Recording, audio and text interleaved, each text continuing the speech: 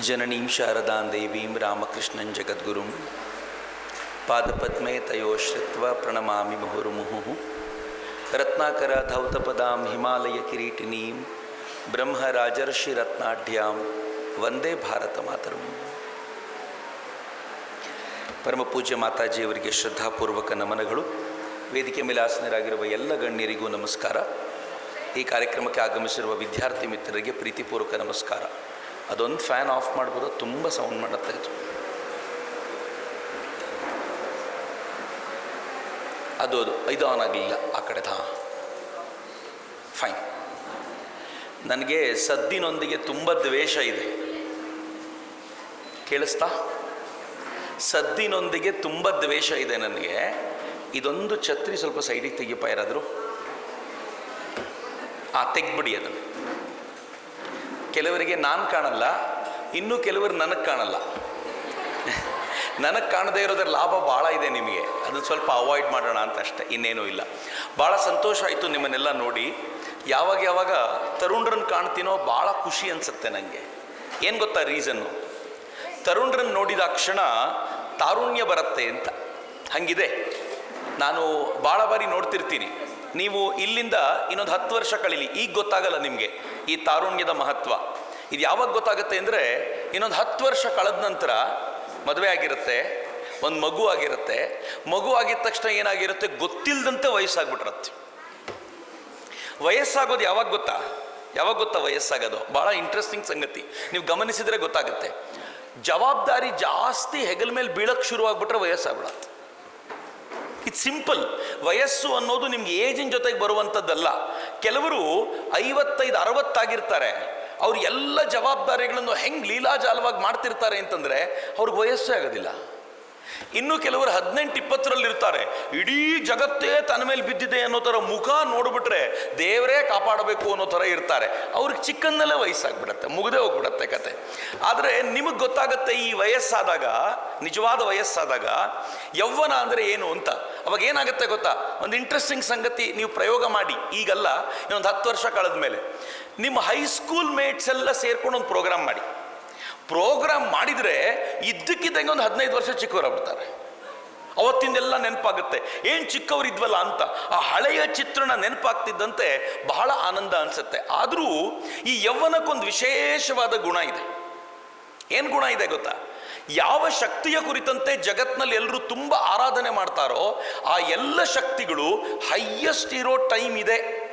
ಆ ಕೊನೆಯಲ್ಲಿ ಕೂತಿರೋ ಹುಡುಗರು ಹೈಯೆಸ್ಟ್ ಇರೋ ಟೈಮ್ ಇದೆ. ದುರಂತ ಏನು ಅಂತಂದರೆ, ಯಾವ ಕೆಲಸ ಯಾವಾಗ ಮಾಡಬೇಕು ಅದನ್ನು ಮಾಡದೆ ಬೇರೆದು ಮಾಡೋದ್ರಿಂದ ವಯಸ್ಸಾಗ್ಬಿಡತ್ತೆ. ಅರ್ಥ ಆಗ್ತಿದೆ ನಾ ಹೇಳ್ತಿರೋದು? ಸಿಂಪಲ್ ಲಾಜಿಕ್ ಇಷ್ಟೇ. ಈಗ ಉದಾಹರಣೆಗೆ ಇಲ್ಲಿ ಕರ್ಕೊಂಡು ಬಂದಿರೋದು ಯಾಕೆ? ಒಂದು ಒಳ್ಳೆಯ ವಿಚಾರವನ್ನು ಮನೆಗೆ ಹೋಗಬೇಕಾದ್ರೆ ತೆಗೆದುಕೊಂಡು ಹೋಗಬೇಕು. ಯಾಕೆ ತೆಗೆದುಕೊಂಡು ಹೋಗಬೇಕು? ನಮ್ಮ ಜೀವನಗಳು ಬದಲಾಗಬೇಕು ಅನ್ನೋ ಕಾರಣ ಅಷ್ಟೇ. ನಮ್ಮ ಜೀವನಗಳು ಶ್ರೇಷ್ಠ ಮಾರ್ಗಕ್ಕೆ ನಡಿಬೇಕು. ಈ ದೇಶದ ಜನಸಂಖ್ಯೆ ಎಷ್ಟಿದೆ ಗೊತ್ತಾ? ಇವಾಗ ನೀವು ಕಾಲೇಜಿಗೆ ಬರೋವರೆಗೂ ಈ ದೇಶ ಜಗತ್ತಿನಲ್ಲಿ 2ನೇ ಸ್ಥಾನದಲ್ಲಿತ್ತು ಜನಸಂಖ್ಯೆಯಲ್ಲಿ. ಈಗ ಬಹಳ ಖುಷಿ ಪಡಬೇಕೋ ಬೇಜಾರು ಪಡಬೇಕೋ ಗೊತ್ತಿಲ್ಲ, ಜಗತ್ತಿನಲ್ಲಿ 1ನೇ ಸ್ಥಾನದಲ್ಲಿದೆ. ಯಾಕೆ ಖುಷಿ ಪಡಬೇಕು ಅಂತ ನಾನು ಹೇಳ್ತೀನಿ ಅಂತಂದರೆ, ಜನಸಂಖ್ಯೆಯಲ್ಲಿ 1ನೇ ಸ್ಥಾನ, ತುಂಬ ದೊಡ್ಡ ನಂಬರ್ ಇದೆ. ಹೀಗಾಗಿ ಬೇಸರ ಅನ್ನೋದಾದರೆ 60 ವರ್ಷ ವಯಸ್ಸಿಗಿಂತ ಕೆಳಗಿರುವವರ ಸಂಖ್ಯೆ, ಸರಿಯಾಗಿ ಕೇಳಿಸ್ಕೊಳ್ಳಿ, 60ಕ್ಕಿಂತ ಕೆಳಗಿರುವವರ ಸಂಖ್ಯೆ ಈ ದೇಶದಲ್ಲಿ ಹೆಚ್ಚು ಕಡಿಮೆ 92% ಇದೆಯಂತೆ. ಅಂಡರ್ 64 2020 ರಿಸಲ್ಟ್ ನಾನು ಹೇಳ್ತಿರೋದು. 35ಕ್ಕೂ ಕೆಳಗಿರೋರ ಸಂಖ್ಯೆ ಈ ದೇಶದಲ್ಲಿ ಅಂಡರ್ 35 ಅವ್ರು ಹೆಚ್ಚು ಕಡಿಮೆ 65% ಜನ ಇದ್ದಾರೆ. 65% ಜನ. ಜಗತ್ನಲ್ಲಿ ಅನೇಕ ರಾಷ್ಟ್ರಗಳಲ್ಲಿ ಇಷ್ಟು ಜನಸಂಖ್ಯೆನೇ ಇಲ್ಲ, ನಮ್ಮಲ್ಲಿ ಅಷ್ಟು ಯೂತ್ಸ್ ಇದ್ದಾರೆ. ಚೀನಾ ಏನು ಖುಷಿ ಎಲ್ರಿಗೂ. ಆದರೆ ಇದು ವಯಸ್ಸಿನ ಆಧಾರದ ಮೇಲೆ ಯೂತ್ ಅನ್ನೋದು ಉತ್ಸಾಹದ ಆಧಾರದ ಮೇಲೆ ನೋಡೋದಾದರೆ ನಮಗಿಂತ ಹೆಚ್ಚಿನ ಯುವಕರು ಜಪಾನ್ನಲ್ಲಿದ್ದಾರೆ.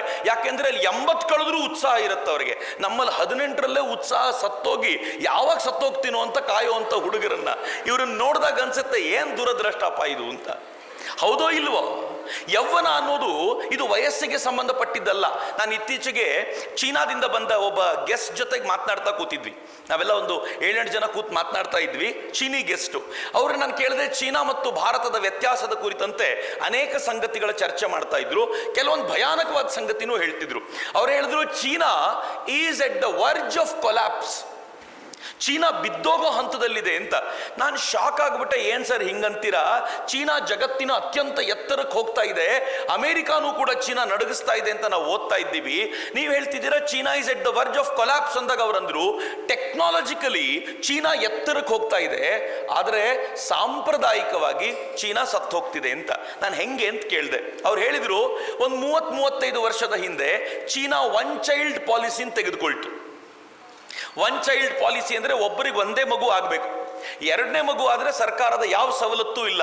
3ನೇ ಮಗು ಆದರೆ ನಿಮಗೆ ಕೇಳಿದ ಜಾಗದಲ್ಲಿ ಇರುವಂತಿಲ್ಲ, ಸರ್ಕಾರ ಹೇಳಿದ ಜಾಗಕ್ಕೆ ನೀವು ಹೋಗಬೇಕು. ಅನೇಕ ಕಂಡೀಷನ್ಗಳು ಹಾಕ್ಬಿಟ್ರು. ಇದರ ಪರಿಣಾಮ ಜನ ಏನು ಮಾಡಿದ್ರು, ಒಂದೇ ಮಗು ಸಾಕು ಅಂದ್ರು. ಮೊದಲನೇ ಪೀಳಿಗೆಗೆ ಒಂದೇ ಮಗು ಆಯಿತು, ಫೈನ್. ಈಗ 2ನೇ ಪೀಳಿಗೆ ಅವ್ರಿಗೆ ಒಂದೇ ಮಗು ಆಯಿತು. ಈಗ ಮೊಮ್ಮಗ ಆದ್ನಲ್ಲ, ಇವನನ್ನು ನೋಡ್ಕೊಳ್ಳೋಕೆ ಎಷ್ಟು ಜನ ಗೊತ್ತಾ? ಇವರ ಅಪ್ಪ ಅಮ್ಮ, ಇವನ ಅಜ್ಜ ಅಜ್ಜಿ, ಈ ಕಡೆ ತಾಯಿ ಕಡೆಯಿಂದ ಅಜ್ಜ ಅಜ್ಜಿ, ಒಟ್ಟು 4, 2, 6 ಜನ ಒಂದು ಮಗುನ ನೋಡ್ಕೊಳ್ಳಿಕ್ಕೆ. ಈಗ ಚೀನಾದಲ್ಲಿ ಆಯಸ್ಸು ಜಾಸ್ತಿ ಅವರದ್ದು, ಚೆನ್ನಾಗಿ ಬದುಕ್ತಾರವರು. ಈಗ ಇವನಿಗೊಂದು ಮದುವೆಯಾಗಿ ಮಗು ಹುಟ್ಟತಲ್ಲ, ಇವನಿಗೆ 8 ಜನ, ಒಬ್ಬನನ್ನು ನೋಡ್ಲಿಕ್ಕೆ ಇನ್ನು 4 ಜನ ಆ್ಯಡು. ಒಟ್ಟು 12 ಜನ ಒಂದು ಮಗುನ ನೋಡ್ಕೊಳ್ಳಿಕ್ಕೆ. ಅಷ್ಟು 12 ಜನಕ್ಕೆ ಮುಂದಿನ ಆಶಾಕಿರಣ ಒಂದು ಮಗು. ಆ ಮಗುನ ಹೆಂಗ್ ಬೆಳೆಸ್ತಿದ್ದಾರೆ ಅಂತಂದ್ರೆ, ನೆಲದ ಮೇಲೆ ಕಾಲಿಡ್ಲಿಕ್ಕೆ ಬಿಡ್ತಿಲ್ಲ ಅವರು. ನೀನು ಓಡಾಡ್ಲೇಬೇಡ, ನಿನ್ನ ಪರವಾಗಿ ನಾವು ಓಡಾಡ್ತೀವಿ ಅಂತ. ಪರಿಣಾಮ ಹೆಂಗಾಗಿದ್ದಾನ ಗೊತ್ತಾ? ನನ್ನ ಮಿತ್ರ ಇತ್ತೀಚೆಗೆ ಚೀನಾಕ್ಕೆ ಹೋಗಿ ಬಂದವನು ಹೇಳ್ತಾನೆ, ಚೀನಾದಲ್ಲಿ ಮ್ಯಾಕ್ಸಿಮಮ್ ತರುಣಿಯರು ಅವರೆಲ್ಲರೂ ಇರ್ತಾರೆ. ಹೆಂಗಿರ್ತಾರೆ ಅಂತಂದ್ರೆ, ಹೀಗೆ ತಲೆ ಬಗ್ಸಿ ಮೊಬೈಲ್ ಮುಂದೆ ಹಿಂಗಿಟ್ಟು ಕೂತ್ರೆ 3-4 ಗಂಟೆ ತಲೆ ಎತ್ತದಿಲ್ಲ ಅಂತ. I am serious. 3-4 ಗಂಟೆ ತಲೆ ಎತ್ತದೆ ಅವರು ತಮ್ಮದೇ ಆಗಿರುವಂಥ ಲೋಕದಲ್ಲಿ ಮುಳುಗಿರ್ತಾರೆ. ಜಗತ್ತಿನ ಪರಿವೆಯೇ ಇರೋದಿಲ್ಲ. ಯಾಕೆಂದ್ರೆ ಅವ್ರಿಗೆ ದುಡ್ಡಿನ ಕೊರತೆ ಇರೋದಿಲ್ಲ, ಬೇಕಾದಷ್ಟು ಎಲ್ಲವೂ ಇರುತ್ತೆ ಅಂತ. ಏನು ದುರದೃಷ್ಟ ಹಿಂಗಾಗ್ಬಿಟ್ರೆ. ನಂಗೆ ಭಾಳ ಬೇಸರ ಏನು ಗೊತ್ತಾ ಮಿತ್ರರೇ, ಇದನ್ನು ಹೇಳುವಾಗ ಬಹಳ ಜನ ನಾವು ನಗ್ತಾ ಇದ್ದೀವಿ. ಆದರೆ ನಮ್ಮಲ್ಲಿ ಅದಾಗಲೇ 50% ಜನ ತಲೆ ಬಗ್ಗಿಸಿದ್ರೆ ಮೇಲಕ್ಕೆ ಏಳಿಸದೇ ಇರುವಂಥ ಜನ ಬೇಕಾದಷ್ಟು ಜನ ತಯಾರಾಗ್ಬಿಟ್ಟಿದ್ದಾರೆ ಅಂತ. ಮನೆಯಲ್ಲಿ ಅಪ್ಪ ಅಮ್ಮ ಕರೀತಾರೆ, ಹೆಸರಿಡಿದು ಕರೀತಾರೆ, ಹಿಂಗೆ ಬಗ್ಕೊಂಡೆ ಹೇಳಮ್ಮ, ಯಾರು ಕರೆದ್ರು ಅಂತನೂ ಗೊತ್ತಿಲ್ಲ.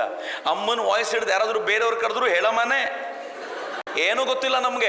ನಾವು ಹೆಂಗಾಗ್ಬಿಟ್ಟಿದ್ದೀವಿ ಅಂದ್ರೆ ಮುಳುಗೋಗ್ಬಿಟ್ಟಿದ್ದೀವಿ ಅಂತ. ಸಂಸ್ಕೃತದೊಂದು ಸುಭಾಷಿತ ಇದೆ. ನೀವು ಸುಭಾಷಿತ ನೆನ್ಪಿಟ್ಕೊಳ್ಳದೆ ಹೋದ್ರೂ ಪರವಾಗಿಲ್ಲ, ಅದರ ಅರ್ಥ ನೆನ್ಪಿಟ್ಕೊಳ್ಳಿ, ಬಹಳ ಚೆನ್ನಾಗಿದೆ. ತರುಣರು ಕೇಳಲೇಬೇಕಾಗಿರುವಂಥದ್ದು ಸುಭಾಷಿತ. ಹೇಳ್ತೀನಿ, ತುಂಬ ಸಿಂಪಲ್ ಆಗಿದೆ. ಯೌವನಂ ಧನ ಸಂಪತ್ತಿ ಪ್ರಭುತ್ವಂ ಅವಿವೇಕತ ಏಕೈಕಮಪಿ ಅನರ್ಥಾಯ ಕಿಮು ಯತ್ರ ಚತುಷ್ಟಯಂ. ಯಾರಾದರೂ ಸಂಸ್ಕೃತ ಗೊತ್ತಿದ್ದವ್ರು ರಪ್ ಅಂತ ಗೊತ್ತಾಗತ್ತೆ. ಅರ್ಥ ಏನು ಗೊತ್ತೇನು? ಯೌವನ ದುಡ್ಡು, ಲಕ್ಷ್ಮಿ, ಯೌವನ ದುಡ್ಡು, ಪ್ರಭುತ್ವ ಅಧಿಕಾರ ಮತ್ತು ಅವಿವೇಕ, ಈ ಒಂದೊಂದು ಕೂಡ ಯಾವ್ದ್ಯಾವುದು? ಯೌವನ, ದುಡ್ಡು, ಅಧಿಕಾರ ಮತ್ತು ಅವಿವೇಕ, ಈ ಒಂದೊಂದು ಕೂಡ ಡೇಂಜರಸ್ಸು. ಈ 4 ಒಂದೇ ಕಡೆ ಸೇರಿಬಿಟ್ರೆ ಈ ಅನರ್ಥ ತಡೆಯೋರು ಯಾರಪ್ಪ ಅಂತ. ಇವತ್ತಿನ ನಮ್ಮ ದೇಶದ ಹುಡುಗರ ಪ್ರಾಬ್ಲಮ್ ನೋಡಿ. ನಮ್ಮ ಹತ್ರ ಯೌವನ ಇದೆ. ಯೌವನ ಹೆಂಗಿದೆ ಅಂತಂದ್ರೆ ಭರ್ಜರಿ ಆಗಿದೆ. ಆದರೆ ಈ ಯೌವನದಲ್ಲೂ 2 ಥರ ಇದೆ. ಒಂದು ಉಪಯೋಗಗೊಂಡಿರೋ ಯೌವನ, ಇನ್ನೊಂದು ವೇಸ್ಟ್ ಆಗೋಗಿರೋ ಯೌವನ. ಉಪಯೋಗಗೊಂಡಿರುವಂಥ ಯೌವನ ಹೆಂಗಿರುತ್ತೆ ಅಂತಂದ್ರೆ, ಅದು ಸಮಾಜ ಅದನ್ನು ಖುಷಿ ಪಡ್ತಿರತ್ತೆ. ರಸ್ತೆಯಲ್ಲಿ ಒಬ್ಬ ಹುಡುಗ ಹೋಗ್ತಿದ್ರೆ ಅವನ ಕ್ಲಾಸ್ಮೇಟ್ನ ತಂದೆ ತಾಯಿ ಹೇಳ್ತಿರ್ತಾರೆ, ನೋಡೋ ಹುಡುಗ ಹೆಂಗಿದಾನ ನೋಡೋ, ಆದರೆ ಅವನ ಥರ ಆಗ್ಬೇಕಣ. ಇನ್ನು ಕೆಲವರು ಇರ್ತಾರೆ, ಇವನ್ ಥರ ಮಾತ್ರ ಆಗ್ಬೇಡ ಕಣ, ನೀನು ಹಾಳಾಗಿ ಹೋಗು ಪರವಾಗಿಲ್ಲ, ಅವನ ಥರ ಮಾತ್ರ. ಡಿಫರೆನ್ಸ್ ನೋಡಿ. ಉಪಯೋಗವಾಗುವಂಥ ಆ ಯೌವನ ಹೆಂಗಿರುತ್ತೆ ಅಂತಂದರೆ, ಆ ಯೌವನವನ್ನು ಕಂಡು ಖುಷಿ ಪಡ್ತಾರೆ. ಉಪಯೋಗ ಆಗದೆ ಹೋದರೆ ಏನು ಅಭಿಮಾನ ಇದೆ? ಒಂದು ಹೂವು ಯಾಕಪ್ಪ ಅರಳುತ್ತೆ? ಒಂದು ಹೂವು ಸುಂದರವಾಗಿ ಅರಳಿದ್ರೆ ಒಂದು 4 ಜನ ನೋಡಿದರೆ ಆ ನೋಡಿದವರ ಕಣ್ಣಿಗೆ ತೃಪ್ತಿ ಕೊಡುತ್ತದೆ. ಏನು ಬ್ಯೂಟಿಫುಲ್ ಆಗಿದೆ, ಏನು ಕಲರ್, ಏನು ಇಂಡಿಗೋ ಕಲರ್, ಏನು ವೈಲೆಟ್ ಕಲರ್, ಏನು ಮಿಕ್ಸ್ಚರ್ ಇದು, ವಾಹ್ ಅದ್ಭುತವಾಗಿದೆ ಅಂದ ತಕ್ಷಣ ಆ ಹೂವಿಗೆ ಸಮಾಧಾನ. ಅಬ್ಬಾ ಯಾರೋ 4 ಜನ ಖುಷಿ ಪಟ್ರಲ್ಲಪ್ಪ, ನಾನು ಅರಳಿದ್ದು ಸಾರ್ಥಕ ಅಂತ. ಎರಡನೇದಿದೆ ಹೂವಿನ ಸಾರ್ಥಕತೆ. ಏನು ಸಾರ್ಥಕತೆ ಅಂತಂದ್ರೆ ಆ ಹೂವು ಸುಂದರವಾಗಿರೋ ಬೊಕೆ ಆಗತ್ತೆ, ಯಾರೋ ಗೆಸ್ಟ್ ಬಂದವರಿಗೆ ಅದನ್ನು ಕೊಡಲಾಗುತ್ತೆ. ಯಾವ ಹೂವು ನೋಡಿ ಒಂದು ಕ್ಷಣ ಆನಂದಿಸ್ಲಿಕ್ಕೆ ಉಪಯೋಗ ಆಗ್ತಿತ್ತೋ ಈಗ ಅದನ್ನು ಬೊಕೆಯಲ್ಲಿಟ್ರೆ ಇಡೀ ದಿನ ಯಾರೋ ತಮ್ಮ ಮನೇಲಿ ತಗೊಂಡು ಹೋಗಿ ಫ್ಲವರ್ ವಾಸಲ್ಲಿಟ್ಟು ಏನು ಅದ್ಭುತವಾಗಿದೆ ಅಂತಾರೆ, ಒಂದು ದಿನ ಉಪಯೋಗಕ್ಕೆ ಬರುತ್ತೆ. ಒಂದು ಕ್ಷಣ ಬರ್ತಿತ್ತು, ಈಗ ಒಂದು ದಿನ ಉಪಯೋಗಕ್ಕೆ ಬರುತ್ತೆ, ಅಥವಾ ಅರ್ಧ ಮುಕ್ಕಾಲು ಗಂಟೆ ಆದರೂ ಅಲ್ಲಿ ಉಪಯೋಗಕ್ಕೆ ಬರುತ್ತೆ. ಮೂರನೇದು ನೋಡಿ ಹೆಂಗಿರುತ್ತೆ. ಅದೇ ಹೂವನ್ನ ಯಾರಾದರೂ ತಗೊಂಡು ಹೋಗಿ ಬಹಳ ಸುಂದರವಾಗಿದೆ, ಇವತ್ತು ನನ್ನ ಪೂಜೆಯಲ್ಲಿ ದೇವರ ತಲೆ ಮೇಲೆ ಇಡ್ತೀನಿ ಅಂತ ಏನಾದರೂ ಇಟ್ಟುಬಿಟ್ರೆ ಮ್ಯಾಜಿಕ್ ನೋಡಿ ಹೆಂಗಿದೆ. ನಮಸ್ಕಾರ ಮಾಡ್ಲಿಕ್ಕೆ ಬರೋರು ಏನು ಅನ್ಕೋತಾರೆ ಗೊತ್ತಾ, ನನ್ನ ಮಗಳು ಮದುವೆ ಆಗತ್ತೆ ಅಂದ್ರೆ ಆ ಪ್ರಸಾದ ಕೊಡಪ್ಪ. ಯಾವ ಹೂವು 1 ಸೆಕೆಂಡ್ ನೋಡಿ ವೇಸ್ಟ್ ಆಗ್ತಿತ್ತೋ, ಯಾವ ಹೂವು ಅರ್ಧ ಗಂಟೆ ಟೇಬಲ್ ಮೇಲಿಟ್ಟು ವೇಸ್ಟ್ ಆಗ್ತಿತ್ತೋ, ಅದು ಭಗವಂತನ ತಲೆ ಮೇಲೆ ಏರಿದ ತಕ್ಷಣ ಜನ ಪ್ರಸಾದ ಕೇಳ್ತಾರೆ, ಪ್ಲೀಸ್ ಅದೊಂದು ಕೊಡೋಲ್ಲ, ಹೂ ಅಂತ ಹೇಳಲ್ಲ ಅಂತ. ಭಗವಂತ ಹೂ ಅಂತ ಹೇಳೋದು ಹೇಗೆ ಅಂತಂದ್ರೆ ಆ ಹೂವನ್ನು ನಿಮ್ಮ ಬುಟ್ಟಿಯಲ್ಲಿ ಹಾಕಿ, ನಿಮ್ಮ ಮಡಿಲಲ್ಲಿ ಹಾಕಿ ಹೂ ಅಂತ ಹೇಳ್ತಾನೆ. ನಾನು ಎಕ್ಸಾಮ್ ಪಾಸ್ ಆಗ್ತೀನಿ ಅಂತಾದ್ರೆ ಕೊಡೋದು ಹೌದೋ ಇಲ್ಲೋ, ನಾವು ಮಾಡ್ತೀವೋ ಇಲ್ವೋ. ಏನಾದರೂ ಅಪ್ಪಿ ತಪ್ಪಿ ಬಿದ್ಬಿಡ್ಬೇಕು ಬಲಗಡೆ, ಅವತ್ತು ಆ ಹೂವಿಗೆ ಮರ್ಯಾದೆ ಏನು ಕಣ್ಣಿಗೆ ಹೊತ್ಕೊಂಡು ತಲೆ ಮೇಲೆ ಇಟ್ಕೊಂಡು ಏನು ಚೆನ್ನಾಗಿರುತ್ತೆ ಮಿತ್ರ. ಇನ್ನೂ ಆಶ್ಚರ್ಯ ಹೇಳ್ತೀನಿ ನಾನು ನಿಮಗೆ. ಯಾವ ಹೂವು ಭಗವಂತನ ತಲೆಗೆ ಇರುತ್ತೋ ಆ ಹೂವು ಬಿದ್ದ ನಂತರ ಮರುದಿನ ತೆಗೆದ ನಂತರ ಏನಂತ ಕರೀತಾರೆ ಗೊತ್ತಾ, ಅದಕ್ಕೆ ಹೂವು ಅಂತ ಕರೆಯೋದಿಲ್ಲ, ನಿರ್ಮಾಲ್ಯ ಅಂತ ಕರೀತಾರೆ. ಅದಕ್ಕೊಂದು ಹೆಸರಿದೆ. ಆ ನಿರ್ಮಾಲ್ಯ ಅನ್ನೋದನ್ನು ತಗೊಂಡು ಬಂದು ಮನೆಯಲ್ಲಿ ಇಟ್ಕೊಂಡು ಇದು ಉಳ್ಕೊಂಡ್ರೆ ನಮ್ಗೆ ಅನುಕೂಲ ಆಗುತ್ತೆ, ಭಗವಂತನ ಕೃಪೆ ಇರುತ್ತೆ ಅಂತ ಮನೆಯಲ್ಲಿ ಕಾಪಾಡ್ಕೊಳ್ತಾರೆ. ಒಂದು ಹೂವಿನ ಡೆವಲಪ್ಮೆಂಟ್ ಹೆಂಗಿದೆ ನೋಡಿ. ಒಂದು ಆರ್ಡಿನರಿ ಹೂವು ಯಾವುದನ್ನ ದಿನ ಬೆಳಗಾದ್ರೆ ನೋಡ್ತೀವೋ ಅದಕ್ಕಿಷ್ಟು ಮಹತ್ವ ಇರ್ಬೋದಾದ್ರೆ ಈ ಲೈಫಿಗೆ ಬೆಲೆ ಇಲ್ಲೇನ್ರಿ, ಈ ಬದುಕಿಗೆ ಬೆಲೆ ಇಲ್ಲೇನ್ರಿ. ನನ್ನ ಬದುಕು ಏನು ಚೆನ್ನಾಗಿ ಕಾಣ್ತಾನ್ರಿ ನೋಡಕ್ಕೆ, ಮುಗೀತು ಅಷ್ಟೇ ಒಂದು ಹಂತ. ನಾವೆಲ್ಲ ಗಂಟೆಗಟ್ಟಲೆ ಕನ್ನಡಿ ಮುಂದೆ ಕೊರಿತಿರ್ತೀವಲ್ಲ, ಯಾಕೆ ಕೊರಿತೀವಿ ಅಂದರೆ 4 ಜನ ನೋಡೋರು ಚೆನ್ನಾಗಿ ಕಾಣ್ತಾನೆ ಅಂತ ಹೇಳಿ ಅಂತ. ಎಷ್ಟು ಸ್ನೋ ಖರ್ಚು ಮಾಡಿದ್ವಿ, ಎಷ್ಟು ಮೇಕಪ್ ಮಾಡಿದ್ವಿ. ಮೇಕಪ್ ಮಾಡಿದ್ದನ್ನು ಮೇಕಪ್ ತೆಗೆದ ಮೇಲೆ ಫೋಟೋ ನೋಡಿಬಿಟ್ರೆ ಮತ್ತೊಂದ್ಸಲ ನಮಸ್ಕಾರ ಮಾಡಬೇಕು, ಅಮ್ಮ ತಾಯಿ ನಿನ್ನನ್ನೇ ನೋಡಿದ್ದು ಅಂತ. ಹೌದೋ ಇಲ್ವೋ, ದಿಸ್ ಇಸ್ ಫ್ಯಾಕ್ಟ್. ನಾವು ಹೆಚ್ಚಂದ್ರೆ ಆ ನೋಡೋದಕ್ಕೋಸ್ಕರ ಏನು ಬೇಕೋ ಅಷ್ಟು ಚರ್ಮದ ಸಿಂಗಾರ ಮಾಡಿಕೊಂಡು ನೋಡ್ಲಿಕ್ಕೆ ಆಗ್ತೀವಿ. ಅಫ್ಕೋರ್ಸ್ ಉಪಯೋಗ ಆಯಿತು. ಏನೋ ಕಾಣಬಾರದ ರೀತಿಯಲ್ಲಿ ಕಾಣೋಕ್ಕಿಂತ ಕಾಣೋ ರೀತಿಯಲ್ಲಿ ಕಂಡ್ವಿ, ಸಮಾಧಾನ ಒಂದು ಹಂತಕ್ಕೆ. ಎರಡನೇದು ಹೇಗೆ ಬೊಕೆ ಆಯಿತೋ ಹಾಗೆ 4 ಜನರ ಉಪಯೋಗಕ್ಕೆ ಬಂದರೆ ಆ 4 ಜನ ಯಾವಾಗಲೂ ಸ್ಮರಿಸಿಕೊಳ್ತಾರೆ, ಒಳ್ಳೇದಾಯ್ತು ಅಂತಾರೆ. ಮೂರನೇದೊಂದಿದೆ, ಯಾರು ಆಧ್ಯಾತ್ಮದ ಮಾರ್ಗದ ಮೂಲಕ ಎತ್ತರಕ್ಕೆ ಹೋಗಿ ಭಗವಂತನ ಸನ್ನಿಧಾನವನ್ನು ಸೇರ್ತಾರೋ ಅದೇ ವ್ಯಕ್ತಿಯ ಮುಂದೆ ಜನ ಹಣೆಯನ್ನ ಅವರ ಪಾದಕ್ಕೆ ಇಟ್ಟು ನಿಮ್ಮ ಆಶೀರ್ವಾದ ನಮಗಿರ್ಲಿ ಅಂತ ಕೇಳ್ಕೊಳ್ತಾರೆ. ಒಂದೇ ಬದುಕು, ಏನ್ ಡಿಫರೆನ್ಸು? ಅದೇ ಯೌವನ, ಅದೇ ದೇಹ, ಅದೇ ಮನಸ್ಸು, ಅದೇ ಬುದ್ಧಿ, ಆದರೆ ದುಡಿಸಿಕೊಂಡಿರುವ ರೀತಿ ಹೇಗಿತ್ತು ಅಂದ್ರೆ ಹಾಗಿತ್ತು. ಇದು ಉಪಯೋಗಗೊಂಡಂತ ಯೌವನ. ಉಪಯೋಗಗೊಂಡಿಲ್ಲದೆ ಇರುವಂತ ಯೌವನ ಇದೆ. ಅದು ಹೆಂಗಿರುತ್ತೆ ಅಂತಂದ್ರೆ ನಾನು ಹೇಳಕ್ ಹೋಗಲ್ಲಪ್ಪ ಅದನ್ನ.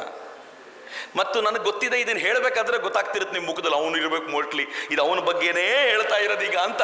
ನಿಮ್ಮ ತಲೆಯಲ್ಲಿ ಒಂದು ಚಿತ್ರ ಓಡ್ತಿರುತ್ತಲ್ಲ, ಅದೇ ಚಿತ್ರ.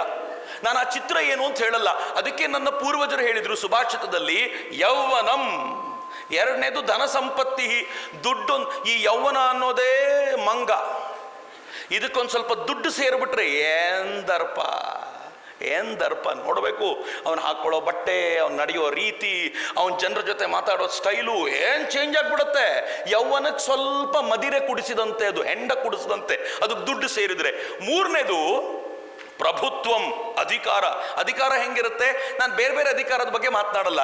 ಈಗ ಯಾವುದೋ ಹುಡುಗ ನಿಮ್ಮ ಕಾಲೇಜ್ನಲ್ಲಿ ನಿಮ್ಮ ಕಾಲೇಜಿನ ಯೂನಿಯನ್ನ ಅಧ್ಯಕ್ಷ, ಫೈನ್, ಯೂನಿಯನ್ ಅಧ್ಯಕ್ಷ, ಸಿಕ್ಕಾಪಟ್ಟೆ ದುಡ್ಡಿಟ್ಟಿದ್ದಾನೆ, ಯೌವನದ ಎಲ್ಲ ಮದವೂ ಇದೆ. ಹೆಂಗಿರ್ತಾನವನು? ಇಮ್ಯಾಜಿನ್ ಮಾಡ್ಲಿಕ್ಕೆ ಆಗುತ್ತೆ ಅನ್ಕೊಂಡಿದ್ದೀರೇನು? ನಾನು ಸುಮ್ಮನೆ ರಾಜಕಾರಣಿಗಳ ಬಗ್ಗೆ ಮಾತಾಡಲ್ಲ, ರಾಜಕಾರಣಿಗಳು ನಮ್ಮ ನಡುವೆನೂ ಇರ್ತಾರೆ, ಹಿಂಗಿರ್ತೀವಿ ನಾವು. ಇದರ ಜೊತೆಗೆ ಅವಿವೇಕ ಒಂದು ಸೇರಿದ್ರೆ ಯಾವುದು ಸರಿ ಯಾವುದು ತಪ್ಪು ಅಂತ ಗೊತ್ತಾಗುವ ಒಂದು ಪ್ರಕ್ರಿಯೆ ಇಲ್ಲ. ಒಂದೊಂದು ಡೇಂಜರು, ಅದರಲ್ಲಿ 4 ಡೇಂಜರ್ ಒಬ್ಬನೊಳಗೆ ಸೇರಿಬಿಟ್ರೆ ಏನಪ್ಪ ಕತೆ. ಇವತ್ತು ವಾಪಸ್ ಹೋದ್ಮೇಲೆ ಮನೆಗೊಂದು ಎಕ್ಸರ್ಸೈಸ್ ಮಾಡಿ. ಏನು ಎಕ್ಸರ್ಸೈಸ್ ಗೊತ್ತಾ? ಈ 4ರಲ್ಲಿ ನನ್ನೊಳಗೆ ಯಾವ್ದ್ಯಾವ್ದಿದೆ ಅಂತ. ನಾನು 4ನೇದಕ್ಕೊಂದು 5ನೇದು ಸೇರಿಸ್ತೀನಿ. ಏನು ಗೊತ್ತಾ? ಜೊತೆಗೊಂದು ಮೊಬೈಲ್. ಇವೆಲ್ಲದ್ರ ಜೊತೆ ಒಂದು ಮೊಬೈಲ್ ಸೇರ್ಕೊಂಡು ಬಿಟ್ರೆ ಇಡೀ ಜಗತ್ತನ್ನ ಮಟ್ಟ ಹಾಕಬಲ್ಲಂತ ಒಂದು ಹಂತಕ್ಕೆ ಹೋಗ್ಬಿಡ್ತೀವಲ್ಲ. ಇದನ್ನ ನಾವೀಗ ತಡ್ಕೊಳ್ಳಿಲ್ಲ ಅಂತಂದ್ರೆ ಮಿತ್ರ, ಎದುರಿಸಿ ನಿಲ್ಲಲಿಲ್ಲ ಅಂತಂದ್ರೆ ಯೌವನ ಪೂರ್ಣ ಪ್ರಮಾಣದಲ್ಲಿ ಹಾಳಾಗತ್ತೆ. ಈ ಯೌವನವನ್ನ ಸುಂದರಗೊಳಿಸೋದಕ್ಕೆ, ನಾನು ಸುಂದರಗೊಳಿಸೋದ್ರ ಬಗ್ಗೆ ಮಾತನಾಡ್ತೀನಿ, ನಾನು ನೆಗೆಟಿವ್ ಬಗ್ಗೆ ಮಾತಾಡೋದಿಲ್ಲ. ನಾವು ಸೌಂದರ್ಯವನ್ನು ವೃದ್ಧಿಸಬೇಕು. 3 ಸೌಂದರ್ಯವನ್ನು ವೃದ್ಧಿಸಬೇಕು. ಅದನ್ನು ಯಾವ 3 ಸೌಂದರ್ಯ, ಅದನ್ನು ಹೇಗೆ ವೃದ್ಧಿಸೋದು ಅಂತ ಹೇಳ್ಕೊಟ್ರೆ ನನ್ನ ಕೆಲಸ ಮುಗೀತು, ಉಳಿದಿದ್ದು ನಿಮ್ಮ ಕೆಲಸ ಶುರುವಾಗುತ್ತೆ. 3 ಸೌಂದರ್ಯದ ಕಡೆಗೆ ಯಾವಾಗಲೂ ಗಮನ ಕೊಡಿ. ಮೊದಲನೇದು ದೇಹ ಸೌಂದರ್ಯ. ಈ ದೇಹ ಸುಂದರವಾಗಿರಬೇಕು, ದೇಹ ಗಲೀಜಾಗಿರಬಾರದು. ಅದನ್ನು ಹೆಂಗೆ ಅಂತ ನಾನು ಹೇಳ್ತೀನಿ. 2ನೇದು ಮನಸ್ಸಿನ ಸೌಂದರ್ಯ ಚೆನ್ನಾಗಿರಬೇಕು. ಮನಸ್ಸು, ದೇಹ ತುಂಬ ಕ್ಲೀನ್ ಆಗಿದ್ದು ಮನಸ್ಸು ಕೊಳಕಾಗಿದ್ರೆ ಏನೂ ಉಪಯೋಗ ಇಲ್ಲ. ಮನಸ್ಸು ಕೊಳಕಾಗಿರೋದು ಆರಂಭದಲ್ಲಿ ಯಾರಿಗೂ ಗೊತ್ತಾಗಲ್ಲ, ಆದರೆ ನನಗೆ ಮಾತ್ರ ಗೊತ್ತಾಗ್ತಿರುತ್ತೆ ನನ್ನ ಮನಸ್ಸು ಕೊಳಕಾಗಿರೋದು. ಆದರೆ ಕಾಲಕ್ರಮದಲ್ಲಿ ಜಗತ್ತಿಗೆಲ್ಲ ಗೊತ್ತಾಗುತ್ತೆ ಕೊಳಕು ಮನುಷ್ಯ ಇವನು ಅಂತಾರೆ. 3ನೇದು ಬೌದ್ಧಿಕ ಸೌಂದರ್ಯ. 3 ಸೌಂದರ್ಯ ನೆನ್ಪಿಟ್ಕೊಳ್ಳಿ. ಮೊದಲನೇದು ದೇಹದ ಸೌಂದರ್ಯ, 2ನೇದು ಮನಸ್ಸಿನ ಸೌಂದರ್ಯ, 3ನೇದು ಬೌದ್ಧಿಕ ಸೌಂದರ್ಯ. ಈ 3ರಲ್ಲೂ ಯಾರು ಸುಂದರವಾಗಿರ್ತಾರೋ ಅವನಿಗೆ ಆತ್ಮದ ಸೌಂದರ್ಯ ಕಾಣತ್ತೆ, ಇಲ್ಲದೆ ಹೋದ್ರೆ ಕಾಣಲ್ಲ. ಈಗ ನಾನು ಹೇಳ್ತೀನಿ, ದೇಹದ ಸೌಂದರ್ಯ ಅಂದ್ರೆ ಏನು? ದೇಹವನ್ನು ಕ್ಲೀನಾಗಿ ಇಟ್ಕೊಳ್ಳೋದು. ನಮ್ಮ ದೇಶದಲ್ಲಿ ಯಮ ನಿಯಮ ಅನ್ನುವಂಥ 2 ಪ್ರಕ್ರಿಯೆಗಳನ್ನು ಹೇಳಿದ್ದಾರೆ. ಯಮ ಅಂತಂದ್ರೆ ನಮ್ಮ ಬದುಕಿನ ಚೌಕಟ್ಟನ್ನು ನಾವು ಹಾಕ್ಕೊಳ್ಬೇಕು, ನಮ್ಮ ದೇಹಕ್ಕೆ ಹಾಕ್ಕೊಳ್ಬೇಕಾಗಿರುವ ಚೌಕಟ್ಟನ್ನು ಹಾಕ್ಕೊಳ್ಬೇಕು. ಶ್ರಮ ಇರಬೇಕು, ಸ್ವಚ್ಛತೆ ಇರಬೇಕು, ಕ್ಲೀನ್ ಆಗಿರಬೇಕು. ಇದು ದೇಹದ ಸೌಂದರ್ಯವನ್ನು ನಮ್ಗೆ ತೋರಿಸುತ್ತೆ. ದೇಹದ ಸೌಂದರ್ಯ ಬರೀ ಕ್ಲೀನ್ ಆಗಿರೋದು, ಮೇಕಪ್ ಹಚ್ಕೊಳ್ಳೋದು ಅಷ್ಟೇ ಅಲ್ಲ. ದೇಹದ ಸೌಂದರ್ಯ ಎಕ್ಸರ್ಸೈಸ್ ಕೂಡ. ಕೆಲವರು ಇರ್ತಾರೆ ದಿನಕ್ಕೆ 3 ಬಾರಿ ಸ್ನಾನ ಮಾಡ್ತಾರೆ, ಆದರೆ 28ರಲ್ಲಿ ಎಷ್ಟು ಕೆಜಿ ಇರ್ತಾರೆ ಅಂದ್ರೆ 120-122 ಕೆಜಿ ಇರ್ತಾರೆ. ಅವನು ನಡೆದಾಡ್ತಾ ಇದ್ರೆ ಏನು ಭೂಮಿನೇ ಅಲಗಾಡುತ್ತೇನಪ್ಪ ಅಂತ ಅನ್ಸುತ್ತೆ. ಅದೇನ್ರಿ ಯೌವನ? ಸ್ವಾಮಿ ವಿವೇಕಾನಂದರು ಏನು ಹೇಳ್ತಾರೆ ಗೊತ್ತಾ? ನನಗೆ 100 ಜನ ತರುಣರನ್ನ ಕೊಡಿ ಅಂತ. 100 ಜನ. ಈ ಹಾರ್ಟಿಕಲ್ಚರ್ ಕಾಲೇಜ್ನಲ್ಲಿ ಎಷ್ಟು ಹುಡುಗರಿದ್ದಾರೆ?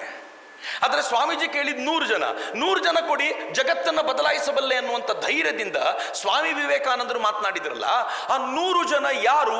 ಸ್ವಾಮಿ ವಿವೇಕಾನಂದರ ಡೆಫಿನೇಷನ್ನು ನಾನು ಪ್ರತಿ ಬಾರಿ ಮತ್ತೆ ನೆನಪಿಸ್ಕೊಳ್ತೀನಿ. ನಿಮ್ಗೆ ಹೇಳೋದಲ್ಲ, ನನಗೆ ನಾನೇ ಹೇಳ್ಕೊಳ್ಳೋ. ಇದನ್ನು ಕೇಳಿದ್ದು ಸ್ವಾಮೀಜಿ ಇದೆಯಾ ನಿನ್ನ ಹತ್ರ ಇದೆಯಾ ಅಂತ. ನಾನು ನಮ್ಮ ಊರಿಗೆ ಹೋಗ್ಬೇಕಾದ್ರೆ, ಬೈಕ್ನಲ್ಲಿ ಹೋಗ್ಬೇಕಾದ್ರೆ ಆರ್ಮಿದು ಹೆಡ್ ಕ್ವಾರ್ಟರ್ಸ್ ಬರ್ತಿತ್ತು ಬೆಂಗಳೂರಿನಲ್ಲಿ. ಆರ್ಮಿ ಹೆಡ್ ಕ್ವಾರ್ಟರ್ಸ್ ಅನ್ನು ದಾಟಬೇಕಾದಾಗ ಅಲ್ಲಿ ಆರ್ಮಿ ಮೆನ್ಗಳ ಫೋಟೋ, ಆ ಫೋಟೋದ ಕೆಳಗಡೆ ಒಂದು ಸಾಲು ಏನಿರ್ತಿತ್ತು ಗೊತ್ತಾ?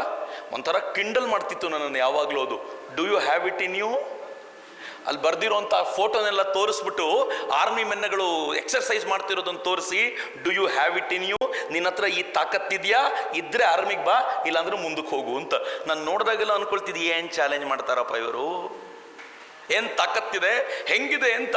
ಏನು ಯೋಚನೆ ಮಾಡಿ. ಸ್ವಾಮಿ ವಿವೇಕಾನಂದರು ಅದಕ್ಕೆ ಹೇಳಿದ್ರು, ನನಗೆ 100 ಜನ ಬೇಕು. ಎಂಥವ್ರು ಬೇಕು? ಕಬ್ಬಿಣದ ಮಾಂಸಖಂಡ ಬೇಕು, ಉಕ್ಕಿನ ನರಮಂಡಲ ಬೇಕು, ಮಿಂಚಿನ ಬುದ್ಧಿಶಕ್ತಿ ಬೇಕು. ನೆಕ್ಸ್ಟ್ ಏನು ಗೊತ್ತೇನು? ಅಗೋ ನೋಡು ಗುಡ್ಡ ಅಂದ್ರೆ ಅವನು ಗುಡ್ಡ ನೋಡಬಾರ್ದಂತೆ, ಪುಡಿ ಮಾಡ್ಕೊಂಡ್ಬರ್ಬೇಕು ಅದನ್ನ ಅಂತ ಕೇಳಬೇಕಂತೆ. ಅಂಥ ಇಚ್ಛಾಶಕ್ತಿ ಬೇಕು ಅಂತ. ಇಮ್ಯಾಜಿನೇಷನ್ ಮಾಡಿ ಹೆಂಗಿದೆ. ಇದೇ ಸೌಂದರ್ಯ. ಕಬ್ಬಿಣದ ಮಾಂಸಖಂಡ ಅಂದ್ರೆ ಏನು? ದೇಹದ ಸೌಂದರ್ಯವನ್ನ ಹಂಗಿಟ್ಕೋಬೇಕು. ಬೆಳಗ್ಗೆ 5 ಗಂಟೆಗೆ ಎದ್ದು ನಾವು 2 ಕಿಲೋಮೀಟರ್ ಓಡಬೇಕು ಅಂತ ಹೇಳಿ ಇಲ್ಲಿದ್ದಾಗ ಡಿಸೈಡ್ ಮಾಡಿರ್ತಾರೆ, ನಾಳೆ ಬೆಳಗ್ಗೆ ಕಷ್ಟ ಸರ್. ನಾಳೆ ಬೆಳಿಗ್ಗೆ ಏಳೋ ಹೊತ್ತಿನಲ್ಲಿ ನಮ್ಮ ಬದುಕಿನ ಎಲ್ಲ ಸವಾಲುಗಳು ಕಣ್ಣೆದುರುಗಡೆ ಬರುತ್ತೆ. ನಾನು ಏಳೋ ಇನ್ನೊಂದು ಅರ್ಧ ಗಂಟೆ ಎಕ್ಸ್ಟ್ರಾ ಕಂಟಿನ್ಯೂ ಮಾಡಲೋ ಅನ್ನೋದ್ರ ಮೇಲೆ ನಾನು ದೈಹಿಕ ಸೌಂದರ್ಯವನ್ನು ಹೆಂಗೆ ಕಾಪಾಡ್ಕೊಳ್ತೀನಿ ಅಂತ ಗೊತ್ತಾಗತ್ತೆ. ಮಿತ್ರ, ದೈಹಿಕ ಸೌಂದರ್ಯವನ್ನು ಯಾರು ಗಟ್ಟಿಯಾಗಿ ಕಾಪಾಡ್ಕೊಳ್ತಾನೋ ಅವನಿಗೆ ಮುಂದಿನ ಹಂತ ಇದೆ, ಬಹಳ ಕಷ್ಟ. ದೇಹದ ಸೌಂದರ್ಯ ಬಹಳ ಸುಲಭ ರೀ. ಅತ್ಯಂತ ವೇಗವಾಗಿ ಸಿದ್ಧಿಸುವ ಮತ್ತು ಅಷ್ಟೇ ವೇಗವಾಗಿ ಕಳೆದು ಹೋಗುವಂಥ ಯಾವುದಾದ್ರೂ ಸೌಂದರ್ಯ ಇದ್ದರೆ ಅದು ದೇಹದ ಸೌಂದರ್ಯವೇ. ತುಂಬ ಚೆನ್ನಾಗಿ ಕಾಣ್ತಿದ್ದಂಥ ಸೋ ಕಾಲ್ಡ್ ಹೀರೋಯಿನ್ಗಳು, ನಾವು ಫಿಲ್ಮ್ ಆಕ್ಟ್ರೆಸ್ಗಳನ್ನು ನೋಡ್ತಿರ್ತೀವಲ್ಲ, ಈ ಆಕ್ಟ್ರೆಸ್ಗಳು ತುಂಬ ಚಂದ ಕಂಡಿರ್ತಾರಲ್ಲ, ಅವರ 40-45 ದಾಟಿದ ನಂತರ ಮುಖ ನೋಡ್ಲಿಕ್ಕಾಗಲ್ಲ ರೀ ಅವ್ರದ್ದು. ಯಾಕೆಂದ್ರೆ ಮೇಕಪ್ನ ಆಧಾರದ ಮೇಲೆ ಚಂದ ಕಂಡವರು ಎಷ್ಟು ಬೇಗನೆ ಸೌಂದರ್ಯ ಕಾಣುತ್ತೋ ಅಷ್ಟೇ ಬೇಗನೆ ಬಿದ್ದೋಯ್ತು. ಆದರೆ ಎರಡನೇದಿದೆಯಲ್ಲ, ಸ್ವಲ್ಪ ಕಷ್ಟ. ಮನಸ್ಸಿನ ಸೌಂದರ್ಯವನ್ನು ಚೆನ್ನಾಗಿಟ್ಕೊಳ್ಳೋದು. ಮನಸ್ಸಿನ ಸೌಂದರ್ಯ ಚೆನ್ನಾಗಿಟ್ಕೊಳ್ಳೋದು ಅಂದ್ರೆ ಏನಾಗ್ಬೇಕು ಗೊತ್ತಾ? ಮನಸ್ಸಿಗೆ ಒಳ್ಳೆ ಫುಡ್ ಹೋಗ್ಬೇಕು. ದೇಹಕ್ಕೆ ಫುಡ್ ಹೋಗೋದನ್ನು ಕೇಳಿದ್ದೀವ್ರಿ, ಮನಸ್ಸಿಗೆ ಫುಡ್ ಅಂದ್ರೆ ಹೆಂಗ್ರಿ? ಕರೆಕ್ಟ್ ತಾನೆ? ನಾನು ಎಕ್ಸ್ಪ್ಲೈನ್ ಮಾಡ್ತೀನಿ ನಿಮಗೆ. ದೇಹಕ್ಕೆ ಫುಡ್ ಎಲ್ಲಿಂದ ಕೊಡ್ತೀರಾ? ಬಾಯಿಂದ ಕೊಡ್ತೀವಿ. ಆ ಫುಡ್ ಚೆನ್ನಾಗಿದ್ರೆ ಸ್ಟ್ರಾಂಗ್ ಆಗ್ತೀವಿ. ಮನಸ್ಸಿಗೆ ಫುಡ್ ಎಲ್ಲಿಂದ ಹೋಗುತ್ತೆ ಗೊತ್ತಾ?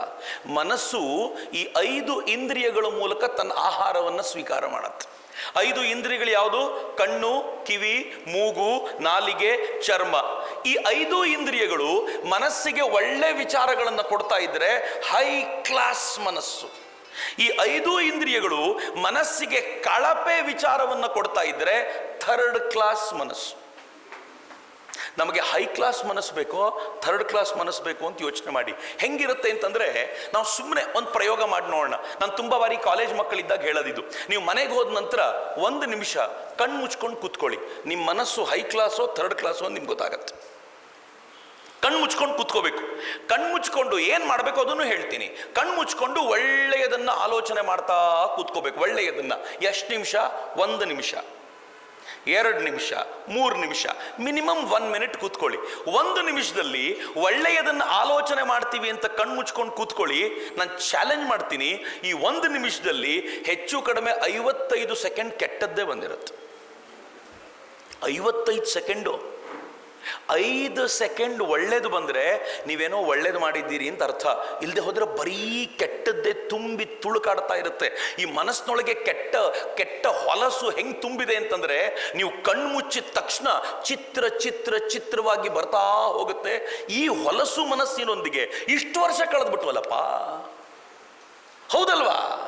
ನಮ್ಮ ಮನೆ ಪಕ್ಕದಲ್ಲಿ ಚರಂಡಿ ವಾಸನೆ ಬರ್ತಾ ಇದ್ರೆ ತಡಿಯಕ್ಕಾಗಲ್ಲ. ನಮ್ಮ ಮನೆಯಲ್ಲಿ ಬಾತ್ರೂಮಲ್ಲಿ ಯಾರಾದರೂ ಗಲೀಜು ಮಾಡಿ ಬಂದ್ಬಿಟ್ರೆ ಆ ವಾಸನೆ ಇಡೀ ಮನೆ ಹಬ್ಬತ್ತೆ, ತಡೆಯಕ್ಕಾಗೋದಿಲ್ಲ. ಆದರೆ ಒಳಗಿರೋ ಮನಸ್ಸೇ ಚರಂಡಿ ಆಗಿದೆಯಲ್ಲಪ್ಪ. Have you ever thought of it? ಯಾವತ್ತಾದರೂ ಯೋಚನೆ ಮಾಡಿದ್ರಿ? ಒಳಗೆ ಈ ಹೊಲಸು ಮನಸ್ಸಿನೊಂದಿಗೆ ಬದುಕಿದ್ದೀವಲ್ಲ. ನಗ್ನಮುನಿ ತರುಣ್ ಸಾಗರ್ ಒಂದ್ ಕಡೆ ಬಹಳ ಚೆನ್ನಾಗಿ ಹೇಳ್ತಾರೆ, ಮನೆಯಿಂದ ಆಚೆ ಹೋಗಿ ವಾಪಸ್ ಬಂದ್ರೆ ಈ ಬಟ್ಟೆನ್ ಚೇಂಜ್ ಮಾಡ್ತೀವಿ. ಯಾಕೆ? ಕೊಳಕಾಗಿದೆ, ಗಲೀಜಾಗಿದೆ, ಬೆವರಾಗಿದೆ, ವಾಸನೆ ಬರ್ತಿದೆ ಅಂತ. ಆದರೆ ಅವ್ರು ಹೇಳ್ತಾರೆ, ಮನೆಯಿಂದ ಆಚೆಗೆ ಹೋಗಿ ಬಂದ್ಯಲ್ಲಪ್ಪ, ಒಂದು ಇಡೀ ದಿನದಲ್ಲಿ ನಿನ್ನ ಮನಸ್ಸು ಎಷ್ಟು ಹೊಲಸಾಗಿದೆ, ಎವ್ರಿ ಡೇ ಕ್ಲೀನ್ ಮಾಡ್ಲಿಕ್ಕೆ ಟ್ರೈ ಮಾಡಿದ್ದು ಏನೋ ಅದನ್ನ. ಏನು ಚೆನ್ನಾಗಿದೆ ಮಾತಿದು. ಧ್ಯಾನ ಅಂದರೆ ಏನು ಅಂದರೆ, ಆ ಮನಸ್ಸನ್ನ ಒಂದ್ಸಲ ವಾಷಿಂಗ್ ಪೌಡ್ರಲ್ಲಿ ಹಾಕಿ ಹಿಂಡೋದನ್ನ ಧ್ಯಾನ ಅಂತ ಕರೀತಾರೆ ಅಂತ. ಮನಸ್ಸನ್ನು ಕ್ಲೀನ್ ಮಾಡುವಂಥ ಪ್ರಕ್ರಿಯೆ ಹೆಂಗ್ ಮಾಡಬೇಕು? ಒಂದು ಡಿಸೈಡ್ ಮಾಡಿ ಇವತ್ತಿನಿಂದ. ಈಗ ಎಷ್ಟು ವರ್ಷ ಇರ್ಬೋದು ನಿಮಗೆ? ಒಂದು 17-18 ವರ್ಷ ಇರ್ಬೋದು. 18 ಅಂತ ನಾನು ಇಟ್ಕೊಂಡು ಶುರು ಮಾಡ್ತೀನಿ. 18 ಚಿಕ್ಕ ವಯಸ್ಸಲ್ಲ. 18ರ ವಯಸ್ಸಿಗೆ ಈ ದೇಶದಲ್ಲಿ ಎಂತೆಂಥ ಸಾಧನೆ ಮಾಡಿದ ಅಪರೂಪದ ಜನರನ್ನು ನಾನು ನೋಡಿದ್ದೀನಿ. ಅದ್ಭುತವಾದ ಸಾಧಕರನ್ನ ನಾನು ನೋಡಿದ್ದೀನಿ. ಆ ಸಾಧಕರು ಹೆಂಗಿದ್ರು ಅಂತಂದ್ರೆ, ತಮ್ಮ ಮನಸ್ಸಿನ ಮೇಲೆ ಅದ್ಭುತವಾಗಿ ಹಿಡಿತವನ್ನು ಇಟ್ಕೊಂಡು ಅದ್ಭುತವಾದನ್ನು ಸಾಧನೆ ಮಾಡಿದ್ರು. ಉದಾಹರಣೆಗೆ ಸ್ವಾಮಿ ವಿವೇಕಾನಂದರು ಅಮೆರಿಕಾದ ಸರ್ವಧರ್ಮ ಸಮ್ಮೇಳನದ ವೇದಿಕೆ ಮೇಲೆ ನಿಂತ್ಕೊಂಡಾಗ ಅವರ ವಯಸ್ಸು ಎಷ್ಟು ಗೊತ್ತಾ? 30 ವರ್ಷ. 30 ವರ್ಷದಲ್ಲಿ ಸ್ವಾಮಿ ವಿವೇಕಾನಂದರು ಅಮೆರಿಕಾದ ವೇದಿಕೆ ಮೇಲೆ ನಿಂತ್ಕೊಂಡು ಇಡೀ ಜಗತ್ತಿನ ಜನರನ್ನ ತಮ್ಮ ಕಾಲ್ಬುಡಕ್ಕೆ ಕೆಡವಿಕೊಂಡಿದ್ರು. ಹೇಗೆ? ಮನಸ್ಸಿನ ಮೇಲೆ ಅದ್ಭುತವಾದ ಹಿಡಿತ. ಎಂತ ಹಿಡಿತ! ವಿವೇಕಾನಂದರ ಭಾಷಣ ಮೊದಲ 5 ಪದಗಳು sisters and brothers of America ಮುಗಿದ್ರೆ ಜನ ಸುಮಾರು 2.5 ನಿಮಿಷ ಚಪ್ಪಾಳೆ ಹೊಡೆದ್ರು. 7,000 ಜನ. ಯಾಕೆ ಚಪ್ಪಾಳೆ ಹೊಡಿತಾರ್ರಿ 5 ಪದಗಳಿಗೆ? ಅಮೆರಿಕನ್ರಿಗೆ ಸಿಸ್ಟರ್ಸ್ ಅಂಡ್ ಬ್ರದರ್ಸ್ ಅನ್ನೋದು ಗೊತ್ತೇ ಇರಲಿಲ್ಲ, ಅದಕ್ಕೆ ಚಪ್ಪಾಳೆ ಹೊಡೆದ್ರು ಅಂತ ನಮ್ಮ ಮೇಷ್ಟ್ರು ಹೇಳಿದ್ರು. ನನಗೆ ಸುಳ್ಳದು. ಆ ಇಡೀ ಕಾರ್ಯಕ್ರಮ ನಡೆದಿದ್ದೆ ವಿಶ್ವ ಭ್ರಾತೃತ್ವದ ಕಾರಣಕ್ಕೋಸ್ಕರ. ಭ್ರಾತೃತ್ವ ಅಂದ್ರೆ ಬ್ರದರ್ಸ್ ಅಂಡ್ ಸಿಸ್ಟರ್ಸ್ ಅಂತಾನೆ. ಮತ್ತೇನಕ್ಕೆ ಚಪ್ಪಾಳೆ ಹೊಡೆದ್ರು ನನಗೂ ಗೊತ್ತಾಗಿರಲಿಲ್ಲ. ಆದರೆ ವಿವೇಕಾನಂದರು ಒಂದು ಕಡೆ ಪತ್ರ ಬರಿತಾ ಹೇಳ್ತಾರೆ, ನನ್ನ ಜೀವನದಲ್ಲಿ ಮನಸ್ಸು ಹೆಂಗಿತ್ತು ನೋಡಿ ಸ್ವಾಮಿ ವಿವೇಕಾನಂದರದ್ದು. ನನ್ನ ಜೀವನದಲ್ಲಿ ಇದುವರೆಗೂ ಒಂದೇ ಒಂದು ಕೆಟ್ಟ ಆಲೋಚನೆ ಮಾಡಲಿಲ್ಲ, ಯಾರನ್ನೂ ಕೆಟ್ಟ ದೃಷ್ಟಿಯಿಂದ ನೋಡಲಿಲ್ಲ, ಯಾರ ಬಗ್ಗೆನೂ ಕೆಟ್ಟ ಆಲೋಚನೆ ಮಾಡದೇ ಇರೋದ್ರಿಂದ ಒಂದು ಸಾತ್ವಿಕ ಶಕ್ತಿ ನನ್ನೊಳಗೆ ಹೆಂಗ್ ಹರಿತಾ ಇದೆ ಅಂದ್ರೆ, ಅಮೆರಿಕ ಏನೋ ಇಡೀ ಜಗತ್ತೇ ಬಂದಿವತ್ತು ನನ್ನ ಕಾಲ್ಬುಡಕ್ಕೆ ಬೀಳಬೇಕು ಅಂತ ಶಕ್ತಿ ನನ್ನೊಳಗಿದೆ ಅಂತ. ಏನ್ ಮನಸ್ಸು! Can you imagine? ಏನು ಅದ್ಭುತವಾಗಿರುವಂತ ಮನಸ್ಸು! ಈ ಮನಸ್ಸಿನ ಶಕ್ತಿ ಹೆಂಗಿತ್ತು ಸ್ವಾಮಿ ವಿವೇಕಾನಂದರದ್ದು ಅಂತಂದ್ರೆ, ಒಂದು ಕ್ಯಾಥರಿನ್ ಸ್ಯಾನ್ಬಾರ್ನ್ ಮನೆಗೆ ಹೋಗಿದ್ರು ಸ್ವಾಮಿ ವಿವೇಕಾನಂದರು, ಅಮೆರಿಕಾದ ಅವರ ಶಿಷ್ಯೆ. ಆ ನಂತರದ ದಿನಗಳಲ್ಲಿ ಮೊದಲನೇ ಪರಿಚಯಕ್ಕೆ ಆಕೆ ಪೂರ್ತಿ ಬೋಲ್ಡ್ ಆದ್ಲು. ಸ್ವಾಮಿ ವಿವೇಕಾನಂದರಿಗೂ ಉಳ್ಕೊಳ್ಳಿಕ್ಕೆ ಎಲ್ಲೂ ಜಾಗ ಇಲ್ಲ ಅಂತ ಗೊತ್ತಾದಾಗ ನಮ್ಮನೇಲೆ ಬಂದು ಉಳ್ಕೊಳ್ಳಿ ಸ್ವಾಮೀಜಿ ಅಂತ ಕರೆದ್ರು. ಕ್ಯಾಥರಿನ್ ಸ್ಯಾನ್ಬಾರ್ನ್ ಅವ್ರ ಮನೇಲಿ ಉಳ್ಕೊಂಡಿದ್ದಾಗ ಅಮೆರಿಕಾದ ಒಬ್ಬ ಗ್ರೇಟ್ ಪ್ರೊಫೆಸರ್ ವಿವೇಕಾನಂದರು ನೋಡ್ಲಿಕ್ಕೆ ಬಂದಿದ್ದ. ವಿವೇಕಾನಂದರು ಅಲ್ಲಿ ಜೋಕಾಲಿ ತರ ಇರುತ್ತಲ್ಲ, ಆ ಥರದೊಂದು ಜೋಕಾಲಿ ಮೇಲೆ ಅವಳ ಮನೇಲಿ ಕೂತ್ಕೊಂಡಿದ್ರು. ಕೂತ್ಕೊಂಡ ಸ್ವಲ್ಪ ಹೊತ್ತು ಧ್ಯಾನಸ್ಥರಾಗಿತ್ತು. ಆ ಪ್ರೊಫೆಸರ್ ಬಂದು, ಎಂಥ ಸ್ಟ್ಯಾಚ್ಯೂ ತರಿಸಿದ್ಯಾ, ಎಲ್ಲಿಂದ ತರಿಸಿದೆ ಇಂಥ ಸ್ಟ್ಯಾಚ್ಯೂ ಅಂತ ಕೇಳಿದ್ರು.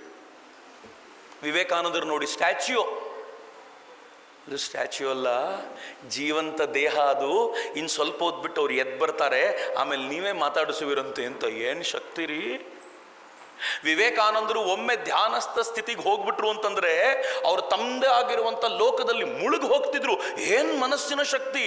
ನಮಗೆ ಒಂದು ನಿಮಿಷದಲ್ಲಿ 55 ಸೆಕೆಂಡು ಆ ಕೊಳಕು ಚಿಂತನೆಗಳಿಂದ ಹೊರಗೆ ತರ್ಲಿಕ್ಕೆ ಆಗಲ್ಲ ಅಂದ್ರೆ ನಾವೆಂಗ್ ಇಟ್ಕೊಂಡಿದೀವಿ ಮನಸ್ಸನ್ನ? ಆದ್ರೆ ಹೇಗ್ ಸರಿ ಮಾಡೋದು ಇದನ್ನ? It is not that difficult ಮಿತ್ರರೆ. ಅಸಾಧ್ಯ ಅಂತೂ ಅಲ್ವೇ ಅಲ್ಲ. ಕಷ್ಟ ಹೌದು, ಆದ್ರೆ ಅಸಾಧ್ಯ ಅಲ್ಲ. ಪ್ರಯತ್ನ ಪೂರ್ವಕವಾಗಿ ಮಾಡಬೇಕು. ಏನ್ ಮಾಡ್ಬೇಕು ಗೊತ್ತೇನು? ಪ್ರತಿನಿತ್ಯ ನನ್ನ ಕಣ್ಣು ಒಳ್ಳೆಯದನ್ನೇ ನೋಡುತ್ತೆ ಅಂತ ಡಿಸೈಡ್ ಮಾಡಬೇಕು. ಕಣ್ಣು ನೋಡೋದು ಅದು ಹೇಳಿದ್ದನ್ನು ನಾವು ನೋಡಬೇಕು, ನಾನು ಹೇಳಿದ್ದನ್ನು ಅದು ನೋಡ್ಬೇಕಾ? ಹಂಗಾಗತ್ತಾ ಇವಾಗ? ಕಣ್ಣು ಯಾವ್ದು ನೋಡಬೇಕು ಅಂತ ಹೇಳುತ್ತೋ ಅದನ್ನೇ ನೋಡೋದು ನಾವು ನೋಡು ಅಂತ ಹೇಳಿದ್ದನ್ನು ಕಣ್ಣು ನೋಡಲ್ಲ. ಉದಾಹರಣೆಗೆ, ನೀವು ರೀಲ್ ನೋಡ್ಬೇಕಾದ್ರೆ ಏನೋ ಒಂದು ಕೆಟ್ಟದ್ದು ಬಂತು, ಕಣ್ಣು ಏನು ಹೇಳುತ್ತೆ ಗೊತ್ತಾ? 1 ನಿಮಿಷ ಇದ್ಬಿಡು. ಕಣ್ಣು ಹೇಳ್ದಂಗೆ ನೀವಿರ್ಬೇಕಾ? ನೀವು ಹೇಳ್ದಂಗೆ ಕಣ್ಣಿರ್ಬೇಕಾ? ಯಾರು ದೊಡ್ಡವ್ರು? ಕಣ್ಣು ದೊಡ್ಡದೋ ನೀನು ದೊಡ್ಡವನ? ಯಾರು? ಹಂಗಿದ್ಮೇಲೆ ಕಣ್ಣಿಗೆ ಹೇಳಬೇಕು, ಮುಚ್ಕೊಂಡಿರು. ನಾನು ತುಂಬ ಪಡೆದ ಕೆಟ್ಟದ್ದು ಅಂತ ನಿಮ್ಗೆ ಅನ್ನಿಸ್ಬೋದು. ನೀವು ಇವುಗಳನ್ನೆಲ್ಲ ಬೇರೆಯವ್ರಿಗೆ ಬಳಸೋದಲ್ಲ ಕಣ್ರೋ, ನಿಮ್ಮೇಲೆ ನೀವು ಬಳಸ್ಕೋಬೇಕು. ನಾನು ಹೇಳ್ದಂಗೆ ನೀನು ಬಾಯಿ ಮುಚ್ಕೊಂಡು ಬಿದ್ದಿರಬೇಕು. ನಾನು ತೆಗಿ ಅಂದಾಗ ತೆಗಿಬೇಕು, ಕಣ್ಣು ಮುಚ್ಕೊಂಡಿರು ಅಂದ್ರೆ ಮುಚ್ಕೊಂಡಿರ್ಬೇಕು. ಈಗ ಮುಚ್ಚು, ಬೇರೆದನ್ನು ನೋಡು ಅಂತ ನೀವು ಹೇಳ್ತೀರಾ ಅಂತಂದ್ರೆ ಆ ಕಣ್ಣು ಹೆಂಗೆ ಟ್ರೈನ್ ಆಗ್ಬಿಡುತ್ತೆ ಅಂತಂದ್ರೆ ನೆಕ್ಸ್ಟ್ ಕೆಟ್ಟದ್ದು ಬರೋದೇ ಇಲ್ಲ. ಅಲ್ಲಿ ಒಂದು ವಾರ ಪ್ರಯೋಗ ಮಾಡಿ ನೋಡ್ರಲ್ಲ. ಈ ಟ್ವಿಟರು ಇನ್ಸ್ಟಾಗ್ರಾಮ್ ಹೆಂಗಿದೆ ಗೊತ್ತಾ? ನೀವು ಯಾವುದನ್ನು ಜಾಸ್ತಿ ನೋಡ್ತೀರಾ ಅಂತ ಅದಕ್ಕೆ ಗೊತ್ತಾಗತ್ತೆ.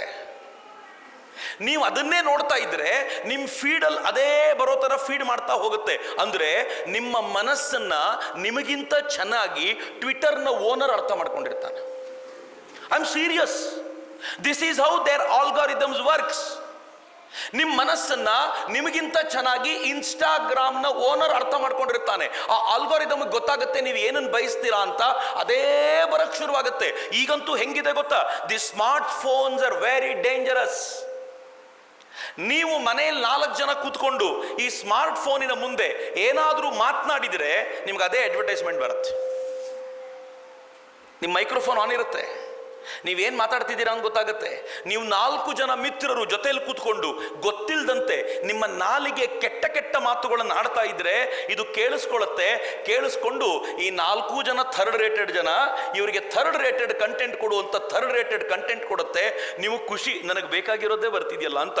ಬೇಕಾಗಿರೋದಲ್ಲ, ನೀವು ಏನು ಕೇಳ್ಕೊಳ್ತಿದ್ದೀರೋ ಅದು ಬರುತ್ತೆ. ಒಂದು ಕಂಟ್ರೋಲ್ ಮಾಡ್ರಲ್ಲ, ಅಷ್ಟು ಕೆಪಾಸಿಟಿ ಇಲ್ವಾ? ಯಾವ ಏಜ್ ಇದು? ನನ್ನ ತಂದೆ ಏನಾದರೂ ಬಂದು, ಇಲ್ಲ ಕಣೋ ನನಗೆ ಕಂಟ್ರೋಲ್ ಮಾಡ್ಲಿಕ್ಕೆ ಆಗ್ತಿಲ್ಲ ಅಂದರೆ ಐ ಕ್ಯಾನ್ ಅಂಡರ್ಸ್ಟ್ಯಾಂಡ್. 75 ವರ್ಷ ಅವರಿಗೆ. ಯಾವುದ್ರಿ ಏಜು? 18 ವರ್ಷ ಆಗಿದೆ. ನನ್ನ ಹತ್ರ ಇದು ಮಾಡ್ಲಿಕ್ಕೆ ಸಾಧ್ಯ ಆಗಲ್ಲ ಅಂತಂದರೆ ಸಾಯೋದು ಒಳ್ಳೇದಲ್ಲ. ಈ ವಯಸ್ಸಿನಲ್ಲಿ ಮಾಡ್ಲಿಕ್ಕಾಗಲ್ಲ ಅಂದರೆ ಇನ್ಯಾವಾಗ ಮಾಡೋದು? ಕಣ್ಣನ್ನು ಕಂಟ್ರೋಲ್ ಮಾಡಿ. ನಿಮ್ಮ ಮನಸ್ಸನ್ನು ನಿಗ್ರಹಿಸೋದಕ್ಕೆ 5 ಇಂದ್ರಿಯಗಳ ಮೇಲೆ ಒಂದು ಹಿಡಿತ ಇಟ್ಕೊಳ್ಳಿ. ಒಂದು ಮ್ಯಾಜಿಕ್ ಶುರುವಾಗುತ್ತೆ. ನಮ್ದೊಂದು ಯುವ ಬ್ರಿಗೇಡ್ ಅಂತ ಒಂದು ಸಂಘಟನೆ ಇದೆ. ಈ ಸಂಘಟನೆಯಲ್ಲಿ ಪ್ರತಿ ವರ್ಷ ನಾವು ಒಂದು ನಿರ್ಣಯ ಮಾಡ್ತೀವಿ. ವಿವೇಕಾನಂದರ ಬಂಡೆ ಮೇಲೆ ಹೋಗ್ತೀವಿ. ಡಿಸೆಂಬರ್ 25ಕ್ಕೆ ನಾವು ಮಾಲೆ ಹಾಕ್ತೀವಿ. ಎಲ್ಲರೂ ಮಾಲೆ ಹಾಕ್ತಾರೆ, ಅಯ್ಯಪ್ಪ ಮಾಲೆ ಹಾಕ್ತಾರೆ, ಕೆಲವರು ಹನುಮ ಮಾಲೆ ಹಾಕ್ತಾರೆ. ಯಾವುದನ್ನು ತಪ್ಪು ಅಂತ ಹೇಳಲ್ಲ. ಆದರೆ ನಾವೊಂದು ಮಾಲೆ ಹಾಕ್ತೀವಿ, ವಿವೇಕ ಮಾಲೆ ಅಂತ ಹಾಕ್ತೀವಿ. ಮಾಲೆ ಹಾಕಿದ್ಮೇಲೆ ರೂಲ್ ಏನು ಗೊತ್ತಾ? ಬೆಳಗ್ಗೆ ಕಂಪಲ್ಸರಿ 5 ಗಂಟೆಗೆ ಎಲ್ಲರೂ ಹೇಳ್ಬೇಕು, ಅವ್ರವ್ರು ಇದ್ದು ಊರಲ್ಲೇ. 5 ಗಂಟೆಗೆದ್ದು ದಿನಕ್ಕೆ 2 ಕಿಲೋಮೀಟರ್ ಓಡಬೇಕು. ನಾವು ಒಂದು ಸೆಟ್ ಆಫ್ ಎಕ್ಸರ್ಸೈಸ್ ಹೇಳಿರ್ತೀವಿ, ಅದನ್ನು ಮಾಡಬೇಕು. ದಿನಾಗ್ಲೂ ವಿವೇಕಾನಂದರ ಪುಸ್ತಕದ ಒಂದು 15-20 ಪೇಜನ್ನು ಅಧ್ಯಯನ ಮಾಡಬೇಕು. ಅದರ ಮೇಲೆ ಒಂದು ಜಿಸ್ಟನ್ನ ಇಲ್ಲ ಮಾತಾಡಿರಬೇಕು, ಇಲ್ಲ ಬರೆದಿರಬೇಕು, ಅದನ್ನು ನಮ್ಗೆ ಕಳಿಸ್ಕೊಡ್ಬೇಕು. ಆ ಥರ ಇಡೀ ರಾಜ್ಯದಲ್ಲಿ ಒಂದು 5,000 ಜನ ಹಾಕ್ತೀವಿ ನಾವು. 5,000 ಜನರಲ್ಲಿ ಒಂದು 500 ಜನ ಜನವರಿ 12ಕ್ಕೆ ಹತ್ರ ಇರೋ ಭಾನುವಾರ ವಿವೇಕಾನಂದರ ಬಂಡೆ ಮೇಲೆ ಹೋಗಿ ಆ ಮಾಲೆಯನ್ನು ತೆಗೆದಿಟ್ಟು, ವಿವೇಕಾನಂದರ ಪದತಲದಲ್ಲಿ ತೆಗೆದಿಟ್ಟು ಮಾಲೆ ತೆಗೆದಿಡ್ತಾ ಇದ್ದೀವಿ. ಆದರೆ ವಾಪಸ್ ಹಾಕೋತೀನಿ, ಹಾಕೋಬೇಕಾದ್ರೆ ಒಂದು ಸಂಕಲ್ಪ ಈ ವರ್ಷ ಮಾಡ್ತೀನಿ ಅಂತ ಏನು ಮಾಡ್ತೀವಿ ಗೊತ್ತಾ? ನಮಗೆ ಅತ್ಯಂತ ಪ್ರೀತಿಯ ವಸ್ತು ಯಾವುದಿತ್ತೋ ಈ 1 ವರ್ಷ ಅದನ್ನು ಬಿಟ್ಬಿಡ್ತೀನಿ ಅಂತ ಬಿಟ್ಟು ಬಂದ್ಬಿಡ್ತೀವಿ. ಏನು ಲಾಭ ಗೊತ್ತಾ ಇದರಿಂದ? ಇನ್ನು 1 ವರ್ಷ ಈ ನಾಲಿಗೆ ಆ ಪದಾರ್ಥವನ್ನು ಕೇಳಲ್ಲ. ಯಾವುದಿಲ್ಲದೆ ಹೋದ್ರೆ ಸತ್ತೇ ಹೋಗ್ತೀನಿ ಅಂತ ಅನ್ನಿಸ್ತಿತ್ತೋ ಆ ಪದಾರ್ಥವನ್ನು ಕೇಳೋದೇ ಇಲ್ಲ. ಕಳೆದ 1 ವರ್ಷದಿಂದ ನಾನು ಮತ್ತು ನನ್ನ ಮಿತ್ರರು ಸಕ್ಕರೆ ಮುಟ್ಲಿಲ್ಲ. ಯಾಕೆ ಸಕ್ಕರೆ ಮುಟ್ಲಿಲ್ಲ ಅಂತಂದ್ರೆ, ವಿವೇಕಾನಂದರ ಮುಂದೆ ಹೇಳಿ ಬಂದಿದ್ದೀವಿ, ಅಪ್ಪ ತಂದೆ 1 ವರ್ಷ ಸಕ್ಕರೆ ಮುಟ್ಟೋದಿಲ್ಲ, ನೋಡೇ ಬಿಡೋಣ ಅಂತ. And we are proud. ನಮ್ಮಲ್ಲಿ ಯಾರಿಗೂ ಸಕ್ಕರೆ ಬೇಕೇ ಇಲ್ಲ ಇವತ್ತು. ನೀವು ಕೊಟ್ಟರೆ ಕೊಡಿ, ಬಿಟ್ಟರೆ ಬಿಡಿ, ಸಕ್ಕರೆ ಬೇಕಾಗಿಲ್ಲ ಅಂತ. ಹಿಡಿತ ನನ್ನ ನಿಯಂತ್ರಣದಲ್ಲಿ ನಾಲಿಗೆಯ ಹೊರತು ನಾಲಿಗೆ ನಿಯಂತ್ರಣದಲ್ಲಿ ನಾನಲ್ಲ. ಮನಸ್ಸು ಹೀಗೆ, ಮನಸ್ಸಿನ ಸೌಂದರ್ಯ ವೃದ್ಧಿಯಾಗೋದು ಹಿಂಗೆ. ಆದರೆ ಬರೀ ಮನಸ್ಸಿನ ಸೌಂದರ್ಯ ವೃದ್ಧಿ ಆದರೆ ಆಗಲಿಲ್ಲ. ಯಾರ ದೇಹ ಸೌಂದರ್ಯ ವೃದ್ಧಿಯಾಗುತ್ತೋ, ದೇಹದ ಮೇಲೆ ಹಿಡಿತ ಬರುತ್ತೋ, ಅವನ ಮನಸ್ಸಿನ ಸೌಂದರ್ಯ ತಂತಾನೆ ವೃದ್ಧಿ ಆಗುತ್ತೆ. ಯಾರ ಮನಸ್ಸಿನ ಸೌಂದರ್ಯ ವೃದ್ಧಿ ಆಗುತ್ತೋ ಬುದ್ಧಿ ಅವನ ಹತ್ತಿರಕ್ಕೆ ಬಂದು ಹೇಳುತ್ತೆ, ನನ್ನ ಸೌಂದರ್ಯವನ್ನು ವೃದ್ಧಿ ಮಾಡು, ನಾನು ನಿನ್ನ ಜೊತೆ ಯಾವಾಗಲೂ ಇದ್ದೀನಿ ಅಂತ ಬುದ್ಧಿ ಸಿದ್ಧವಾಗಿ ನಿಂತಿರುತ್ತೆ. ಬುದ್ಧಿ ಕಾಯ್ತಾ ಇರುತ್ತೆ ರೀ, ನನ್ನನ್ನು ಸ್ವಲ್ಪ ಉಪಯೋಗಿಸ್ಕೊಳ್ಳಿ ಅಂತ. ಆದರೆ ದುರದೃಷ್ಟ, ನಾವು ಎಲ್ಲಿ ಉಪಯೋಗಿಸ್ಕೋತೀವಿ ಬುದ್ಧಿನ? ಮಾಡಬಾರದ ಕೆಲಸಗಳಲ್ಲೆಲ್ಲ ಉಪಯೋಗಿಸ್ಕೊಳ್ತಾ ಇರ್ತೀವಿ. ಆದರೆ ಮಾಡುವ ಕೆಲಸದಲ್ಲೆಲ್ಲ ಬುದ್ಧಿ ಉಪಯೋಗಿಸ್ಕೊಂಡವ್ರು ಹೆಂಗಿರ್ತಾರೆ ಗೊತ್ತಾ? ಭಾರತೀಯ ಪರಂಪರೆಯಲ್ಲಿ ಯಾವುದಕ್ಕೂ ಕೊರತೆ ಇಲ್ಲ. ನಾನೊಬ್ಬ ಅದ್ಭುತವಾದ ವ್ಯಕ್ತಿ ಬಗ್ಗೆ ನಿಮಗೆ ಹೇಳ್ತೀನಿ. 8 ವರ್ಷದ ಹುಡುಗ, 8 ವರ್ಷ ಅಲ್ಲ 3ನೇ ವರ್ಷ ಇದ್ದಾಗ ಶಿವಗುರು ಆರ್ಯಾಂಬ ದಂಪತಿಗಳ ಮಗನಾಗಿದ್ದ ಆತ 3ನೇ ವರ್ಷದವನಿದ್ದಾಗ ಏನ್ ಮಾಡಿದ ಗೊತ್ತಾ? ಗುರುಗಳು ಕಲಿಸ್ಕೊಡ್ತಿದ್ದ, ತನ್ನ ತಂದೆ ಗುರುಗಳಾಗಿ ಕಲಿಸ್ಕೊಟ್ಟ ಎಲ್ಲ ಪಾಠವನ್ನು ಕಲಿತ. 5ನೇ ವರ್ಷದೊಳಗೆ, 5ನೇ ವರ್ಷದ ಒಳಗೆ, ನಮ್ದು UKG ಕಂಪ್ಲೀಟ್ ಆಗಿರೋದಿಲ್ಲ, ಅವನಿಗೆ 4 ವೇದ ಬರ್ತಿತ್ತು. ಅವರಪ್ಪ ತನ್ನ ಗುರುಕುಲವನ್ನು ನೋಡ್ಕೊಳ್ಳಿಕ್ಕೆ ಅವನಿಗೆ ಹೇಳೋರು, ಹುಡುಗರು ಯಾರಾದರೂ ಪ್ರಶ್ನೆ ಕೇಳಿದ್ರೆ 18-20 ವರ್ಷದ ಹುಡುಗರು ಬಂದು 5 ವರ್ಷದ ಹುಡುಗನಿಗೆ ಏನಾದರೂ ಪ್ರಶ್ನೆ ಕೇಳಿದ್ರೆ ಆ ಹುಡುಗ ಉತ್ತರ ಕೊಟ್ಟು ಸಮಾಧಾನ ಮಾಡಿ ಕಳಿಸ್ತಿದ್ದ. 5 ವರ್ಷದ ಹುಡುಗ. ಅಪ್ಪ ತೀರ್ಕೊಂಡ್ರು, ಇಡೀ ಗುರುಕುಲ 100 ಜನ ವಿದ್ಯಾರ್ಥಿಗಳ ಗುರುಕುಲವನ್ನ ಈ ಚಿಕ್ಕ ಹುಡುಗ ಹ್ಯಾಂಡಲ್ ಮಾಡ್ತಿದ್ದ. 8ನೇ ವಯಸ್ಸಿಗೆ ಅವನಿಗೊಂದು ವೈರಾಗ್ಯದ ಚಿಂತನೆ ಬಂತು. ನಾನು ವಿದೇಶದ ಕತೆ ಹೇಳ್ತಿಲ್ಲ, ನನ್ನ ದೇಶದವ್ರದೇ ಕತೆ ಹೇಳ್ತಿರೋದು. ವೈರಾಗ್ಯದ ಚಿಂತನೆ ಬಂತು. ಅಮ್ಮನಿಗೆ ಕೇಳ್ದ, ಅಮ್ಮ ನನಗೆ ಮಾಡ್ಲಿಕ್ಕೆ ಬಹಳ ಕೆಲಸ ಇದೆ, ಸನ್ಯಾಸತ್ವ ತಗೋಬೇಕು, ಅನುಮತಿ ಕೊಡು ಅಂತ. ಅಮ್ಮ ಕೊಡ್ಲಿಲ್ಲ. ಅಮ್ಮನ ಪರ್ಮಿಷನ್ ಇಲ್ಲದೆ ತಗೊಳ್ಳೋದಿಲ್ಲ ಅಂತ ಒಂದಿನ ಸ್ನಾನ ಮಾಡ್ಲಿಕ್ಕೆ ಅಂತ ನೀರಿಗೆ ಇಳಿದ್ರೆ ಮೊಸಳೆ ಬಂದು ಅವನ ಸೊಂಟ ಹಿಡಿತು. ಈ ಹುಡುಗ ಸತ್ತೇ ಹೋಗ್ತಾನೆ ಅಂತ ಎಲ್ಲರೂ ಅನ್ಕೊಂಡ್ರು. ಚಿಕ್ಕ ಹುಡುಗ ಹಂಗೆ ಸತ್ತೋಗ್ತಾನೆ ಅನ್ಕೊಂಡಾಗ ಹುಡುಗ ಅಮ್ಮಂಗೆ ಕೇಳ್ದ, ಅಮ್ಮ ಹೆಂಗಿದ್ರು ಸಾಯ್ತೀನಿ, ಸಾಯೋಕ್ಕಿಂತ ಮುಂಚೆ ಸನ್ಯಾಸ ತಗೊಳ್ತಾ ಇದ್ದೀನಿ, ಹ್ಞೂ ಅಂತ ಹೇಳೆ. ಅಮ್ಮ ಆಯ್ತು ಸನ್ಯಾಸ ತಗೋ, ಭಗವಂತ ನಿಂಗೆ ಒಳ್ಳೇದು ಮಾಡಲಿ ಅಂದ್ರು. ಸನ್ಯಾಸ ತಗೊಂಡ, ಆಪತ್ ಸನ್ಯಾಸ ಅಂತ ಕರೀತಾರೆ. ಸನ್ಯಾಸ ತಗೊಂಡ ತಕ್ಷಣ ಮೊಸಳೆ ಬಿಡ್ತು. ಮೊಸಳೆನೂ ನಮ್ಮಂಥವ್ರು ನಡೆಯುತ್ತವ್ರು ಅಷ್ಟೇ, ಪ್ರಖರ ಸನ್ಯಾಸಿಗಳನ್ನಲ್ಲ ಅಂತ ಸಾಬೀತುಪಡಿಸ್ಬಿಟ್ಟ ಹುಡುಗ. ಆ ಮೊಸಳೆ ಬಿಟ್ಟಿದ ತಕ್ಷಣ ಅವನ ಮನೆಯಿಂದ ನೀರಿಂದ ಹೊರಗೆ ಬಂದು ಅಮ್ಮನ ಕಾಲಿಗೆ ನಮಸ್ಕಾರ ಮಾಡಿ ಹೇಳ್ದ, ಅಮ್ಮ ಬಾ ಮನೆಗೆ ಹೋಗೋಣ. ಅಂದರೆ ಇನ್ನು ಮನೆಗೆಲ್ಲಮ್ಮ, ಸನ್ಯಾಸಿ ನಾನೀಗ, ನಾನು ನಿನ್ನ ಮನೆಗೆ ಬಂದರೆ ಭಿಕ್ಷೆ ಅಷ್ಟೇ ಕೊಡ್ಬೇಕು, ನೀನು ನಿನ್ನ ಮನೆಗೆ ಬರ್ಲಿಕ್ಕೆ ಆಗಲ್ಲ ಅಂತ ಅಮ್ಮನ ಅನುಮತಿ ತಗೊಂಡು ಗುರುಗಳನ್ನು ಹುಡ್ಕೊಂಡು ಹೊರಟುಬಿಟ್ಟ. 8 ವರ್ಷದ ಹುಡುಗ. ಅವನಿಗೆ ಗುರುಗಳು ನರ್ಮದಾ ತೀರದಲ್ಲಿ ಸಿಕ್ಕಿದ್ರು. ಗುರುಗಳ ಸಂಪರ್ಕದಲ್ಲಿ ಗುರುಗಳು ನೋಡಿದ ತಕ್ಷಣ ಹೇಳಿದ್ರು, ನಾನೇನೋ ಹೇಳ್ಕೊಡ್ಲಿ ನಿನಗೆ, ಬಾ ನೀನು ಆಗಬೇಕಾಗಿರೋ ಕೆಲಸ ಇದೆ ಅಂತ ಹೇಳಿ 4 ವರ್ಷ ಗುರುಗಳ ಸನ್ನಿಧಾನದಲ್ಲಿದ್ದು ಪ್ರಸ್ಥಾನತ್ರಯಕ್ಕೆ ಭಾಷ್ಯವನ್ನು ಬರೆದು ಇಡೀ ದೇಶವನ್ನು ಸಂಚಾರ ಮಾಡಿ ಈ ದೇಶದ ಜನರಿಗೆ ಎಂಥ ಅದ್ಭುತವಾದ ಜ್ಞಾನವನ್ನು ಕರುಣಿಸಿದ ಆಚಾರ್ಯ ಶಂಕರರಾಗಿ ನಿರ್ಮಾಣಗೊಂಡ್ರು ಅಂತಂದ್ರೆ, 2 ಬಾರಿ ಇಡೀ ದೇಶವನ್ನ ಪ್ರದಕ್ಷಿಣೆ ಮಾಡಿದ್ರು. 2 ಬಾರಿ 4 ಆಮ್ನಾಯ ಪೀಠಗಳನ್ನು ನಿರ್ಮಾಣ ಮಾಡಿದ್ರು. ಇಡೀ ದೇಶವನ್ನ ಒಂದು ಮಾಡಿದ್ರು. 52 ಶಕ್ತಿ ಪೀಠಗಳ ಪೂಜೆಯನ್ನ ಎಲ್ಲ ಕಡೆ ವ್ಯವಸ್ಥಿತವಾಗಿ ಆಗುವಂತೆ ತಾವು ಪ್ರಯತ್ನವನ್ನು ಪಟ್ಟರು. ಪಂಚಾಯತನ ಪೂಜೆಯ ವ್ಯವಸ್ಥೆ ಅಂತಂದು ಎಲ್ಲ ಕಿತ್ತಾಡ್ತಾ ಇದ್ದ ಜನರನ್ನ ಒಂದ್ ಮಾಡುವಂತ ಪ್ರಯತ್ನ ಪಟ್ಟರು. ಎಷ್ಟು ಏಜು? ಅವರು ತೀರ್ಕೊಂಡಾಗ 32 ವರ್ಷ. ಅವ್ರು ಮಾಡಿರೋ ವಿಚಾರ ನನಗೆ ಹೇಳಲಿಕ್ಕೆ 32 ವರ್ಷ ಬೇಕ್ರಿ. ಅವ್ರು ಬರೆದಿರೋದನ್ನು ಅರ್ಥ ಮಾಡ್ಕೊಳ್ಳಿಕ್ಕೆ 32 ವರ್ಷ ಮಿನಿಮಮ್ ಬೇಕು. ಅರ್ಥ ಮಾಡ್ಕೊಂಡ್ರೆ ಪುಣ್ಯ. ಅಷ್ಟು ಮಾಡ್ಕೊಳ್ಳಿಕ್ಕೆ 32 ವರ್ಷ ಬೇಕು. ಅಷ್ಟರಲ್ಲಿ ಪುಣ್ಯಾತ್ಮ ಬರೆದು 4 ಪೀಠ ಸ್ಥಾಪಿಸಿ ಹೋಗ್ತಾರೆ ಅಂದರೆ ಏನು ಬೌದ್ಧಿಕವಾದ ಸಾಮರ್ಥ್ಯ! ಇಮ್ಯಾಜಿನ್ ಮಾಡಿದ್ದೀರೇನು? ನನ್ನ ಭಾರತ ಇಂಥ ಜನರನ್ನು ಪ್ರೊಡ್ಯೂಸ್ ಮಾಡಿತ್ತು. ಯಾಕೆಂದರೆ ಅವರಿಗೆ ದೇಹದ ಮೇಲೆ ಹಿಡಿತಾ ಇತ್ತು, ಮನಸ್ಸಿನ ಮೇಲೆ ಹಿಡಿತಾ ಇತ್ತು, ಹೀಗಾಗಿ ಬುದ್ಧಿ ಹೇಳದಂತೆ ಕೇಳ್ತಾ ಇತ್ತು. ಆದರೆ ನಾವು ಎಲ್ಲಿದ್ದೀವಿ ಅಂತ ಒಂದು ಸಲ ನೀವು ಅರ್ಥ ಮಾಡ್ಕೊಂಡು ನೋಡಿದ್ರೆ ಗೊತ್ತಾಗುತ್ತೆ. ಸಿಕ್ಕಾಪಟ್ಟೆ ಕೆಳ ಹಂತದಲ್ಲಿದ್ದೀವಿ. ಆದರೆ ಮೇಲ್ ಹಂತಕ್ಕೆ ಬರ್ಲಿಕ್ಕೆ ಸಾಧ್ಯ ಇಲ್ಲ ಅಂತಿಲ್ಲ. ಸ್ವಲ್ಪ ಪ್ರಯತ್ನ ಮಾಡ್ರಲ್ಲ. ಮನೆಗೆ ವಾಪಸ್ ಹೋದ ನಂತರ ಕನ್ನಡಿ ಮುಂದೆ ಒಂದು ಸ್ವಲ್ಪ ನಿಂತ್ಕೊಳ್ಳಿ. ಪ್ರತಿನಿತ್ಯ ನಿಂತ್ಕೋತೀವಿ ಸರ್, ಅದರಲ್ಲೇನು ವಿಶೇಷ ಅಂತ. ಈ ಬಾರಿ ಮೇಕಪ್ ಮಾಡ್ಕೊಳ್ಳಿಕ್ಕಲ್ಲ, ಈ ಬಾರಿ ಮುಂದೆ ನಿಂತ್ಕೊಂಡು ಒಂದ್ಸಲ ಕನ್ನಡಿಯಲ್ಲಿ ನೋಡಿ, ನಾನು ಯಾರಿಗೂ ಉತ್ತರ ಕೊಡಬೇಕು? ಪ್ರತಿನಿತ್ಯ ಸಂಜೆ ನಾನು ನಿಮ್ಗೆ ಮೆಡಿಟೇಷನ್ ಮಾಡಿ ಅಂತ ಹೇಳಲ್ಲ. ನಂಗೆ ಗೊತ್ತು ಮೆಡಿಟೇಷನ್ ಮಾಡೋದು ಭಾಳ ಕಷ್ಟ. ಮೆಡಿಟೇಷನ್ ಮಾಡಿ ಅಂತ ಹೇಳಿದರೆ ಏನೆಲ್ಲ ಮಾಡ್ತಿರ್ತೀರಿ ಅಂತಲೂ ನಂಗೆ ಗೊತ್ತು. ಅದಕ್ಕೆ ಒಂದೇ ಒಂದು ಕೆಲಸ ಹೇಳ್ತೀನಿ ಮಾಡಿ. ನೀವು ಕನ್ನಡಿ ಮುಂದೆ ನಿಂತ್ಕೊಂಡು ಪ್ರತಿನಿತ್ಯ ಆ ಕನ್ನಡಿಯಲ್ಲಿ ನಿಂತಿರೋ ವ್ಯಕ್ತಿ ನಿಮಗೆ ಕೇಳೋ ಪ್ರಶ್ನೆಗಳಿಗೆ ಉತ್ತರ ಕೊಡಿ ಅಂತ. ಪ್ರಾಮಾಣಿಕವಾದ ಪ್ರಶ್ನೆಗಳಿಗೆ ಉತ್ತರ ಕೊಡಿ. ಅದು ಕೇಳುತ್ತೆ, ಇವತ್ತು ಹಿಂಗೆ ಮಾಡಿಬಿಟ್ಟಲೋ ಸರಿನಾ ಅಂತ ಕೇಳುತ್ತೆ. ನೀವು ಪ್ರಾಮಾಣಿಕವಾಗಿ ಹೇಳಿ, ತಪ್ಪು ಕಣ, ನಾಳೆ ಮಾಡಲ್ಲ ಅಂತ ಹೇಳಿ. ಅದಕ್ಕೆ ಕನ್ನಡಿ ನಿಮಗೆ ಪ್ರಶ್ನೆ ಮಾಡುತ್ತೆ, ಇವತ್ತು ಇಂಥ ಮಾತು ಕೊಟ್ಟು ಬಂದಿದ್ದೆ, ಇದನ್ನು ತಿನ್ನಲ್ಲ ಅಂತ ತಿಂದುಬಿಟ್ಟಿಯಲ್ಲೋ ಅಂತ ಕೇಳಿದ ತಕ್ಷಣ ಹೇಳಿ, ತಪ್ಪಾಯ್ತು, ನಾಳೆಯಿಂದ ತಿನ್ನಲ್ಲ ಅಂತ. ಪ್ರತಿನಿತ್ಯ ಕನ್ನಡಿಗೆ ಉತ್ತರ ಕೊಡಬೇಕು ಅಂತ ನಿಮ್ಗೊಂದು ಅನ್ಸುತ್ತಲ್ಲ, ನಿಮಗೇ ಗೊತ್ತಿಲ್ಲದಂತೆ ಆ ಥರದೊಂದು ಅದ್ಭುತವಾದ ಶಕ್ತಿ ನಿಮ್ಮೊಳಗೆ ಬೆಳೆಯುತ್ತೆ. ಮತ್ತು ಮಿತ್ರ, ಇದಕ್ಕೆ ದೊಡ್ಡ ದೊಡ್ಡ ಕಥೆಗಳಲ್ಲ. ಇತ್ತೀಚೆಗೆ ಮೊನ್ನೆ ಜುಲೈ 26ಕ್ಕೆ ಕಾರ್ಗಿಲ್ ಯುದ್ಧ ಗೆದ್ದು 25 ವರ್ಷ ಆಯಿತು. ಭಾಳ ಜನರಿಗೆ ಗೊತ್ತೇ ಇಲ್ಲ, ಮರ್ತೇ ಹೋಗ್ಬಿಟ್ಟಿದ್ದೀವಿ ನಾವು. ನಮ್ಮ ಕಾಲದ ಹುಡುಗರಿಗೆ, ನಾನು ಕಾರ್ಗಿಲ್ ಯುದ್ಧ ನಡೀಬೇಕಾದ್ರೆ ಇಂಜಿನಿಯರಿಂಗ್ ಕಾಲೇಜಲ್ಲಿದ್ದೆ, ನಂಗೆ ಪ್ರತಿ ಘಟನೆಯೂ ಗೊತ್ತಿದೆ. ಆದರೆ ನಿಮ್ಮಲ್ಲಿ ಅನೇಕರಿಗೆ ಕಾರ್ಗಿಲ್ ಅನ್ನೋ ಭೂಮಿಯ ಪ್ರದೇಶದ ಪರಿಚಯವೂ ಇಲ್ಲ. ಆ ಥರದ ಪರಿಸ್ಥಿತಿ ಇದೆ. ಯಾವಾಗಲಾದರೂ ಒಂದ್ಸಲ ಆ ಯುದ್ಧವನ್ನು ಗೆದ್ದ ಒಬ್ಬೊಬ್ಬ ವೀರರ ಸಾಹಸ ಗಾಥೆಯನ್ನು ಓದ್ ನೋಡಿ, ಏನು ಶಕ್ತಿ ಅದು, ಏನು ಅದ್ಭುತವಾದ ಶಕ್ತಿ. ನಮ್ಮ ಕಾರ್ಯಕ್ರಮಕ್ಕೆ ಒಬ್ಬರನ್ನು ಕರೆಸಿದ್ವಿ ನಾವು, ಗ್ರೆನೇಡಿಯರ್ ಯೋಗೇಂದ್ರ ಸಿಂಗ್ ಯಾದವ್ ಅಂತ. ಹೆಸರೇ ಅದ್ಭುತ, ಯೋಗೇಂದ್ರ ಸಿಂಗ ಅಂತ, ಏನು ಚೆನ್ನಾಗಿದೆ ನೋಡಿ. ಆ ವ್ಯಕ್ತಿನ ಕರೆಸಿದ್ವಿ. ಆ ವ್ಯಕ್ತಿಯ ದೇಹದೊಳಗೆ ಈಗಲೂ ಇದ್ದಾರೆ ಮನುಷ್ಯ, ಅದ್ಭುತವಾದ ಅಂಗಸೌಷ್ಠವ ಅವ್ರದ್ದು. ಆ ವ್ಯಕ್ತಿಯ ದೇಹದೊಳಗೆ 18ಕ್ಕೂ ಹೆಚ್ಚು ಬುಲೆಟ್ ಇತ್ತು. ಅಷ್ಟು ಬುಲೆಟ್ ಅಂತೆ ಜೀವ ಉಳಿಸಿದ್ರು. ಸಾಹಸ ಏನು ಗೊತ್ತೇನೋ ಅವ್ರದ್ದು? ಟೈಗರ್ ಹಿಲ್ ಅಂತ 16,000 ಅಡಿ ಎತ್ತರದ ಪರ್ವತವನ್ನ ವಶಪಡಿಸ್ಕೊಳ್ಳೋ ಜವಾಬ್ದಾರಿ ಅವ್ರ ಟೀಮಿಗೆ ಕೊಟ್ಟಿದ್ರು. 18 ಜನ ಇದ್ರು ಅವರು. 18 ಜನರನ್ನ ಹೆಲಿಕಾಪ್ಟರಲ್ಲಿ ಬುಡಕ್ಕೆ ಡ್ರಾಪ್ ಮಾಡ್ತೀವಿ, ನೀವು ಅಲ್ಲಿಂದ ಹತ್ಕೊಂಡು ಹೋಗ್ಬೇಕು, ಹತ್ಕೊಂಡು ಹೋಗಿ ಆ ಗುಡ್ಡದ ಮೇಲಿರೋ ಜನರನ್ನು ಕೊಂದು ಗುಡ್ಡ ವಶಪಡಿಸ್ಕೊಳ್ಬೇಕು. ಏನು ಸಲೀಸು? ಸುದೀಪ್ ಫಿಲ್ಮು, ದರ್ಶನ್ ಫಿಲ್ಮು, ಇಷ್ಟೇ. ಒಂದು ಗುಡ್ಡ ಹತ್ತು, ಅಲ್ಲೋಗಿ ನಿಂತ್ಕೋ, ಕೊಂದು ಬಾ. ಅಷ್ಟು ಸಲೀಸಲ್ಲ ರೀ. 16,000 ಅಡಿ ಎತ್ತರದ ಗುಡ್ಡ. 16,000 ಅಡಿ ಎತ್ತರ ಅಂದರೆ ಎಷ್ಟು ಗೊತ್ತೇನು? 5,500 ಮೀಟರ್. ಜಗತ್ತಿನ ಅತ್ಯಂತ ಎತ್ತರದ ಸ್ಟ್ಯಾಚ್ಯೂ ಸರ್ದಾರ್ ಪಟೇಲ್ರದು 182 ಮೀಟರ್. ಅದ್ರ ಬುಡದಲ್ಲಿ ನಿಂತರೆ ಅವ್ರ ಮುಖ ಕಾಣೋದಿಲ್ಲ. ಅಂಥದ್ರಲ್ಲಿ ಈ ಬೆಟ್ಟದ ಎತ್ತರ 5,600 ಮೀಟರ್. ಎಷ್ಟು ಪಟ್ಟು ಜಾಸ್ತಿ ಅಂತ ಇಮ್ಯಾಜಿನ್ ಮಾಡಿ. ಈ 5,600 ಮೀಟರ್ ಹೆಂಗೆ ಗೊತ್ತಾ? ನಮ್ಮೂರಿನಲ್ಲಿ ದುರ್ಗದಲ್ಲಿ ನಾವು ನೋಡಿರುವಂಥ ಬೆಟ್ಟಗಳು ಹಿಂಗಿರ್ತವೆ, ಅಥವಾ 45 ಡಿಗ್ರಿ ಅಥವಾ 60 ಡಿಗ್ರಿ ಮ್ಯಾಕ್ಸಿಮಮ್ ಇಷ್ಟೇ. ಇದಕ್ಕಿಂತ ಎತ್ತರದ ಗುಡ್ಡ ನೋಡ್ಲಿಕ್ಕೆ ನಮ್ಗೆ ಸಿಗಲ್ಲ. ಇದು 90 ಡಿಗ್ರಿ ರೀ. ಈ ದೊಡ್ಡ ಎತ್ತರದ ಒಂದು ಬಿಲ್ಡಿಂಗ್ ಇರುತ್ತಲ್ಲ, ಬಹುಮಹಡಿ ಕಟ್ಟಡ, ಅಂತ ಕಟ್ಟಡ. ಆ ಕಟ್ಟಡಗಳನ್ನ ಹತ್ತಬೇಕು. ಸುಮ್ಮನೆ ಹತ್ತದಿದ್ರೆ, ಪ್ರಯತ್ನ ಪಟ್ಟರೆ ನಾನು ನೀವು ಹತ್ಬೋದೇನೋ, ಸ್ವಲ್ಪ ಟ್ರೈ ಮಾಡಿದ್ರೆ 26 kg ವೆಯ್ಟ್ ಹಾಕೊಂಡು ಹತ್ತಬೇಕು. ಆ ಬ್ಯಾಗಲ್ಲಿ ಮದ್ದು, ಗುಂಡು, ಗ್ರೆನೇಡು ಎಲ್ಲ ಇರ್ತವೆ, ಅದನ್ನು ಹಾಕೊಂಡು ಹತ್ತಬೇಕು. ಹತ್ತೋದು ಸುಮ್ಮನೆ ಹತ್ತದಲ್ಲ, ವೆಯ್ಟ್ ತಗೊಂಡು ಹತ್ಬಿಟ್ರೆ ಆಗಲಿಲ್ಲ. ಮೇಲಿಂದ ಪಾಕಿಸ್ತಾನಿಯರು ಗುಂಡು ಹಾರಿಸ್ತಾರೆ, ಆ ಗುಂಡುಗೆ ಸಿಗದಂತೆ ಕದ್ದು ಮುಚ್ಚಿ ಹತ್ತಬೇಕು. ಕದ್ದು ಮುಚ್ಚಿ ಹತ್ತಿ ಫ್ಲಾಗ್ ನೆಟ್ಬಿಟ್ರೆ ನಮ್ದಾಗೋದಿಲ್ಲ. ನೀವು ಹತ್ತಿದ ಮೇಲೆ ಅಲ್ಲಿ ಬಂಕರಲ್ಲಿ ಅಡಗಿ ಕೂತಿರುವ ಪಾಕಿಸ್ತಾನಿಯರ ಜೊತೆ ನೀವು ಯುದ್ಧ ಮಾಡಬೇಕು. ಯುದ್ಧ ಮಾಡಿ ಬದುಕುಳಿದು ಅವರನ್ನ ಕೊಂದು ನೀವು ಆಗ ಗುಡ್ಡ ನಮ್ದಾಗಿದೆ ಅಂತ ಹೇಳಬೇಕು. ಅಷ್ಟೊತ್ತಿಗೆ ನಿಮ್ಮ ಮದ್ದು ಗುಂಡು ಖಾಲಿಯಾಗಿರುತ್ತೆ. ಕೆಳಗಡೆಯಿಂದ ಇನ್ನೊಂದು ಟೀಮ್ ಬರೋವರೆಗೂ ಆ ಗುಡ್ಡ ಕಾಪಾಡ್ಕೊಳ್ಬೇಕು.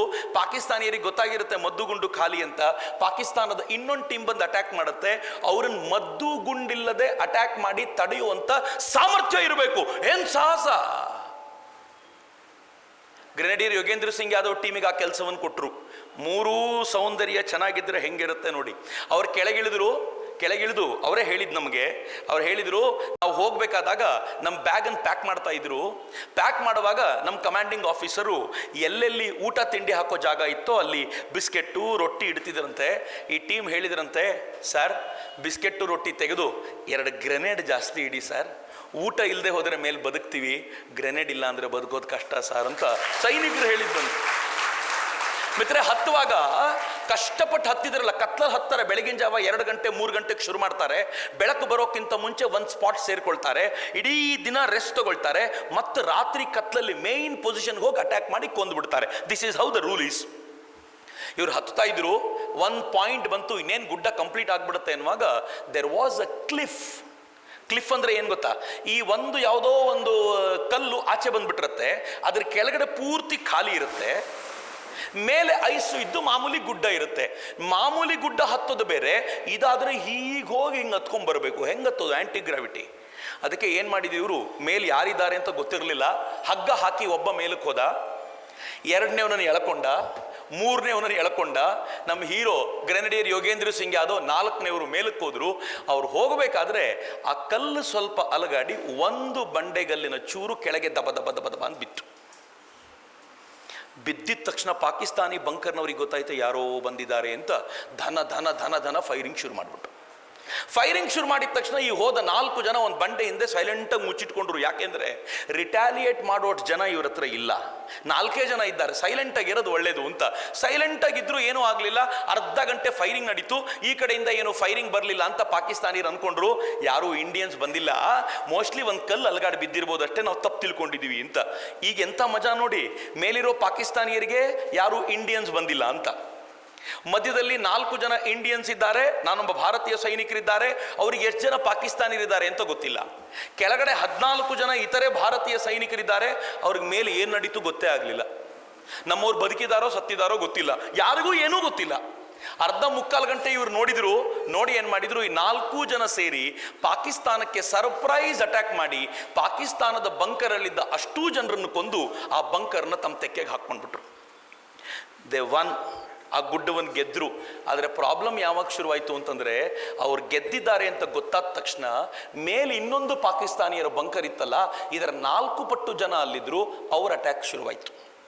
ಅವ್ರ ಅಟ್ಯಾಕನ್ನು ಮಾಡ್ತಾ ಮಾಡ್ತಾ, ಮಿತ್ರ, ನಾನು ಗ್ರೆನಡಿಯರ್ ಯೋಗೇಂದ್ರ ಸಿಂಗ್ ಯಾದವ್ ಬಾಯಲ್ಲಿ ಕೇಳಿರೋ ಘಟನೆ ಇದು. ಅಟ್ಯಾಕ್ ಮಾಡ್ತಾ ಇವರು ರಿಟ್ಯಾಲಿಯೇಟ್ ಮಾಡ್ತಿದ್ರು. ಯಾಕೋ ನಮ್ಮ ಕಡೆ ರಿಟ್ಯಾಲಿಯೇಷನ್ ಕಡಿಮೆ ಆಯ್ತಲ್ಲ ಅಂತ ಪಕ್ಕಕ್ಕೆ ನೋಡಿದ್ರಂತೆ. ಅವರು ಜೊತೆ ಇದ್ದ 3 ಸತ್ತೋಗಿದ್ರಂತೆ. ಜೀವಂತವಾಗಿದ್ದವನು ಒಬ್ಬನೇ ಗ್ರೆನಡಿಯರ್ ಯೋಗೇಂದ್ರ ಸಿಂಗ್ ಯಾದವ್. ಪಾಕಿಸ್ತಾನಿಯರ ಪಡೆ ಧಾವಿಸಿ ಬಂತು. ಇದು ಕಡಿಮೆ ಆದ ತಕ್ಷಣ, ಅಟ್ಯಾಕ್ ಕಡಿಮೆ ಆದ ತಕ್ಷಣ ಇವ್ರು ಏನು ಮಾಡಲಿಕ್ಕೂ ತೋಚಲಿಲ್ಲ. ಕೊನೆ ಗುಂಡನ್ನು ಮಾಡಂತೆ ಮಾಡಿದ್ರು, ಬಂದೂಕನ್ನು ಪಕ್ಕಕ್ಕೆ ಬಿಸಾಕಿದ್ರು. 3 ಜನ ಹೆಂಗೆ ಸತ್ತೋಗಿದ್ರು, ಇವರು ಸತ್ತವ್ರ ಥರ ಬಿದ್ದರು. ಪಾಕಿಸ್ತಾನಿಯರು ಒಳಗೆ ಬಂದರು. ಬಂದವ್ರು ಏನು ಮಾಡಿದ್ರು ಗೊತ್ತಾ? ಇನ್ನೆಲ್ಲ ಏನು ನಡೆದ್ರು ಅದು ನಮ್ಮ ಫಿಲ್ಮಲ್ಲಿ ನಡೆಯೋದಷ್ಟೇ, ಇದು ಹಂಗೆ ನಡೆಯಲ್ಲ. ಇಲ್ಲಿ ಸತ್ತವ್ರನ್ನ ಅವ್ರು ಸುಮ್ಮನೆ ಬಿಡಲ್ಲ. ಯಾರು ಸತ್ತಿದಾರೋ ಅವ್ರ ಮೇಲೆ ವಾಪಸ್ ಗುಂಡು ಹಾರಿಸ್ತಾರೆ. ಬದುಕಿದ್ರೆ ಅರ್ಧಂಬರ್ಧ ಜೀವ ಇದ್ರೆ ಸತ್ತೋಗ್ಲಿ ಅಂತ. ಸತ್ತವ್ರಿಗೇನೂ ಪ್ರಾಬ್ಲಮ್ ಆಗಲಿಲ್ಲ. ಆದರೆ ಜೀವಂತವಾಗಿದ್ದ ಗ್ರೆನಡಿಯರ್ ಯೋಗೇಂದ್ರ ಸಿಂಗ್ ಯಾದವ್ ದೇಹದ ಮೇಲೆ 15-16 ಗುಂಡುಗಳು ಬಿದ್ದು ಮಿಸ್ಕಾಡೋಂಗಿಲ್ಲ. ಅರೆ ಪ್ರಜ್ಞಾವಸ್ಥೆಗೆ ಹೋಗಿದ್ರು.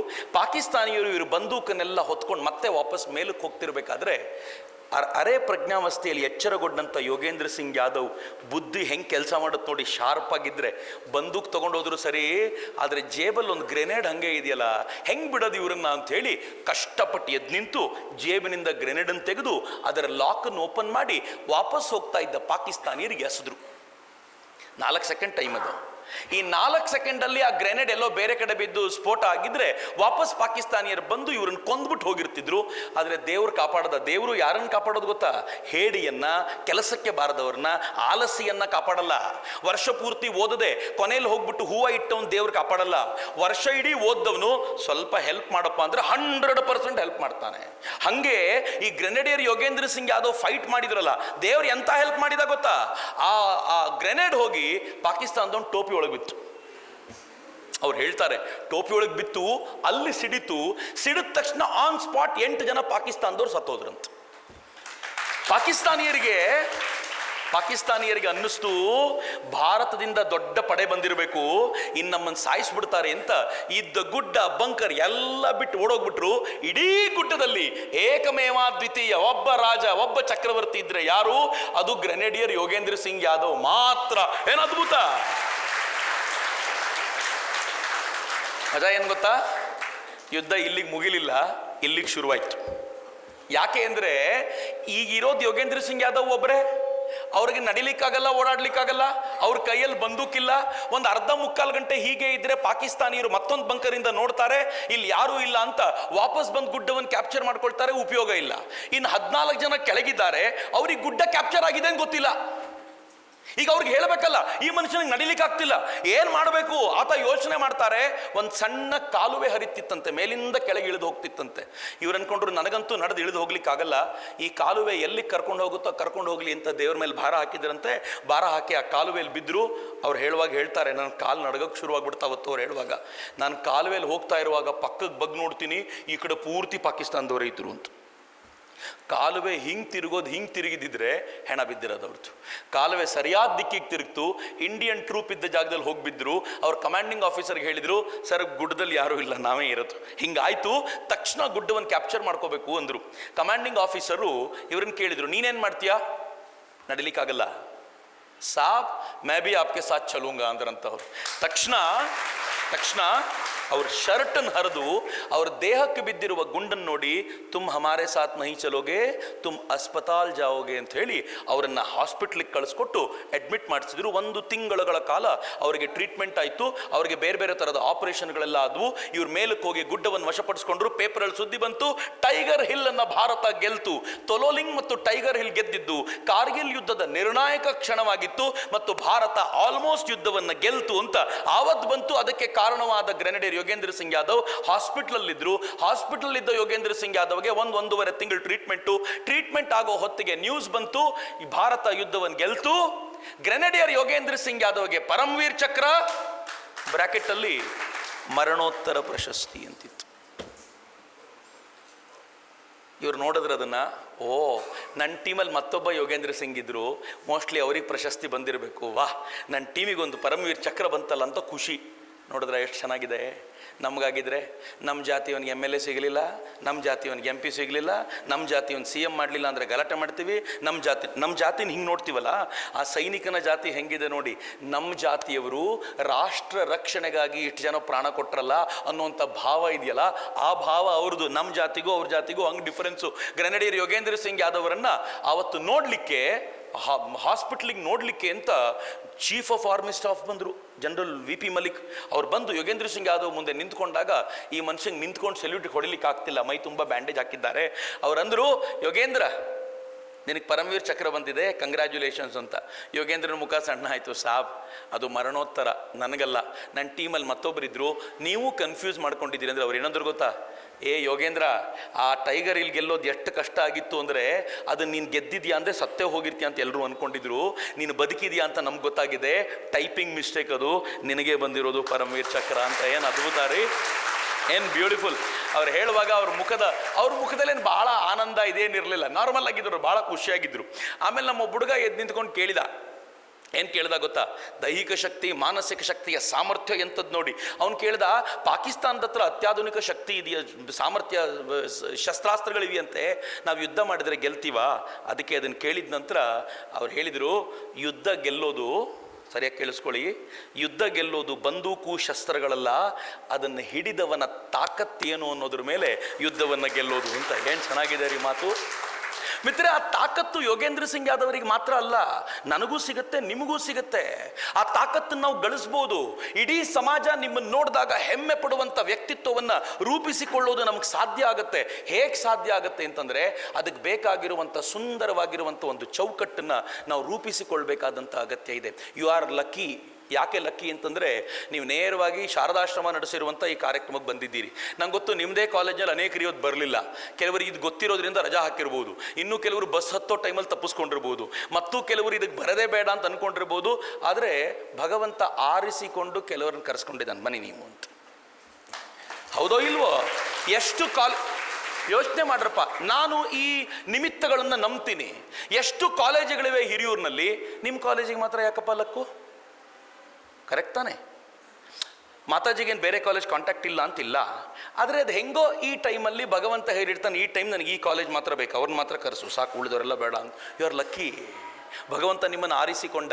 ಈಗ ಭಗವಂತ ನಮ್ಮನ್ನು ಆರಿಸಿಕೊಂಡ ಮೇಲೆ, ಉದಾಹರಣೆಗೆ ನಮ್ಮ ಮನೆ ಎದುರುಗಡೆ ಒಂದು ಒಳ್ಳೆಯ ದಾಸವಾಳದ ಗಿಡ ಇದೆ, ಹೂವನ್ನು ದೇವರಿಗೆ ಇಡಬೇಕು ಅಂತ ತೆಗೆದ ಮೇಲೆ ಆ ಹೂವಿನ ಭಾಗ್ಯ ಅರ್ಪಣೆ ಮಾಡ್ಲಿಕ್ಕೆ ಸಿದ್ಧವಾಗಿದೆ.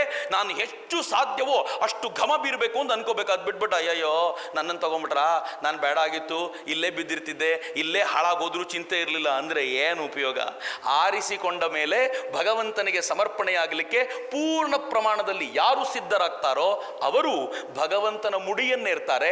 ಅವನ ಮುಡಿಯಿಂದ ಬಿದ್ದ ಮೇಲೆ ಇತರರ ಮಡಿಲನ್ನು ಸೇರ್ತಾರೆ. ಏನು ಭಾಗ್ಯ ನಮಗಿದೆ ಅಂತ. ಮಿತ್ರ, ಈ ಭಾಗ್ಯ ನಮಗಿರುವಂಥ ಈ ಸಂದರ್ಭದಲ್ಲಿ ನಾವು ಈ ಅವಕಾಶವನ್ನು ಕಳ್ಕೊಳ್ಳುವಂತಿಲ್ಲ. ನಮಗೆಲ್ಲರಿಗೂ ಭಗವಂತ ಆರಿಸ್ಕೊಂಡಿದ್ದಾನೆ ಅಂತಂದರೆ ಈ ಬದುಕನ್ನು ಸಾರ್ಥಕಪಡಿಸ್ಕೊಳ್ಳಿ. ಇವತ್ತು ವಾಪಸ್ ಹೋಗಬೇಕಾದ್ರೆ ಒಂದು ಪುಟ್ಟ ಕೆಲಸ ಮಾಡಿ. ಒಂದು ಕೆಲಸ ಏನು ಅಂತಂದರೆ, ಬುಕ್ ಸ್ಟಾಲ್ ಇದೆ ಅಲ್ಲಿ. ಮಾತಾಜಿ ಅಂತೂ ಹೆಂಗೆ ಮಾಡಿಬಿಟ್ಟಿದ್ದಾರೆ ಅಂತಂದರೆ, ಅತಿ ಕಡಿಮೆ ಬೆಲೆಗೆ ಡಿಸ್ಕೌಂಟ್ ರೇಟಲ್ಲಿ ಪುಸ್ತಕ ಸಿಗುವಂತೆ ಮಾಡಿದ್ದಾರೆ. ಹೆಂಗೆ ಅಂತಂದರೆ, ಒಂದಾದರೂ ಪುಸ್ತಕ ನಮ್ಮ ಮಕ್ಕಳು ತೊಗೊಂಡೋಗ್ಲಿ ಅಂತ, ಒಂದಾದರೂ ಪುಸ್ತಕ ಇಂಪ್ಯಾಕ್ಟ್ ಮಾಡಲಿ ಅಂತ. ಈ ಥರದ ಪುಸ್ತಕಗಳನ್ನು ನಾವೇನಾದರೂ ತೆಗೆದುಕೊಂಡು, ಇವತ್ತು ಮಾತಾಜಿ ನಂಗೆ ಕಳಿಸಿದ್ದಾರೆ, 100 ರೂಪಾಯಿ ಸೆಟ್ ಮಾಡಿದ್ದಾರೆ. 100 ರೂಪಾಯಿ ಸೆಟ್ಟು. ಆ ಸೆಟ್ನಲ್ಲಿ ನಿಮ್ಮ ಜೀವನಕ್ಕೆ ಬೇಕಾಗಿರುವ ಅಷ್ಟೂ ಸಾಹಿತ್ಯ ಇದೆ ಅದರಲ್ಲಿ. 200 ರೂಪಾಯಿಗೆ ಸ್ವಾಮಿ ವಿವೇಕಾನಂದರ ಲೈಫ್ ಸಿಗುತ್ತೆ. ದೈಹಿಕ ಸೌಂದರ್ಯ, ಮಾನಸಿಕ ಸೌಂದರ್ಯ ಮತ್ತು ಬೌದ್ಧಿಕ ಸೌಂದರ್ಯವನ್ನು ಹೇಗೆ ವಿವೇಕಾನಂದರು ವೃದ್ಧಿಸಿಕೊಂಡ್ರು, ಅದರಲ್ಲಿ ಏನೇನು ನಾನು ಅನುಸರಿಸಬಹುದು ಅನ್ನೋದನ್ನು ಸ್ವಾಮಿ ಪುರುಷೋತ್ತಮಾನಂದಜಿ ಏನು ಸುಂದರವಾಗಿ ಬರೆದಿದ್ದಾರೆ ಅಂದರೆ, ಬಿಲೀವ್ ಮಿ, ನೀವು ಓದ್ಲಿಕ್ಕೆ ಶುರು ಮಾಡಿದ್ರೆ ಅದನ್ನು ಪಕ್ಕಕ್ಕಿಡಲ್ಲ, ಅಷ್ಟು ಸೌಂದರ್ಯ ಆ ಪುಸ್ತಕದಲ್ಲಿ. ಅದನ್ನು ಬರೀ 200 ರೂಪಾಯಿ ಕೊಡ್ತಿದ್ದಾರೆ. 500 ರೂಪಾಯಿ ಪುಸ್ತಕ ಅದು. 50%ಗಿಂತ ಜಾಸ್ತಿ ಡಿಸ್ಕೌಂಟ್ ಕೊಟ್ಟು ತಗೊಳ್ಳಿ ಇಂತ. 200 ರೂಪಾಯ ಅಂತಾರೆ ಕೆಲವರು. ಒಂದು ಫಿಲಮ್ಗೆ 180 ರೂಪಾಯಿ ಟಿಕೆಟ್ ಕೊಟ್ಟು ಹೋಗ್ತೀವಿ, ಆಗ ಅಯ್ಯೋ ಅಂತ ಅನಿಸಲ್ಲ ಅಲ್ವಾ? 200 ರೂಪಾಯಿ ಪುಸ್ತಕ ಫಿಲಮ್ ನೋಡಿದರೆ ಮರ್ತೋಗುತ್ತೆ, ಆದರೆ 200 ರೂಪಾಯಿ ಪುಸ್ತಕ ಜೀವಮಾನ ಪರ್ಯಂತ ನಮ್ಮನ್ನು ಕಾಪಾಡುತ್ತೆ. ಆ್ಯಂಡ್ ಇನ್ನೊಂದು ಹೆಜ್ಜೆ ಮುಂದೆ ಹೋಗಿ ಹೇಳ್ತೀನಿ. ನಿಮ್ಗೆ ಏನೋ ಪುಸ್ತಕ ಓದಿದ್ರೆ ಅರ್ಥ ಆಗ್ತಿಲ್ಲ, ಫಾರ್ ಎಕ್ಸಾಂಪಲ್ ಕ್ಲಾಸ್ನಲ್ಲಿ ಏನೋ ಪಾಠ ಮಾಡಿದ್ರು ಅರ್ಥ ಆಗ್ತಿಲ್ಲ, ನನಗೇನೋ ತುಂಬ ಪ್ರಾಬ್ಲಮ್ ಬಂದಿದೆ ಅಂತೆಲ್ಲ ಅನ್ಸುತ್ತಲ್ಲ, ಈ ಪುಸ್ತಕ ತೊಗೊಂಡು ಹೋಗ್ತಿರಲ್ಲ, ಒಂದು ಕಡೆ ಇಟ್ಟಿರಿ. ವಿವೇಕಾನಂದರನ್ನು ಒಂದ್ಸಲ ನೆನಪಿಸ್ಕೊಂಡು ಈ ಪುಸ್ತಕ ತೆಗೆದು ಯಾವುದಾದ್ರೂ ಒಂದು ಪೇಜನ್ನು ಓಪನ್ ಮಾಡಿ ಓದ್ಲಿಕ್ಕೆ ಶುರು ಮಾಡಿ.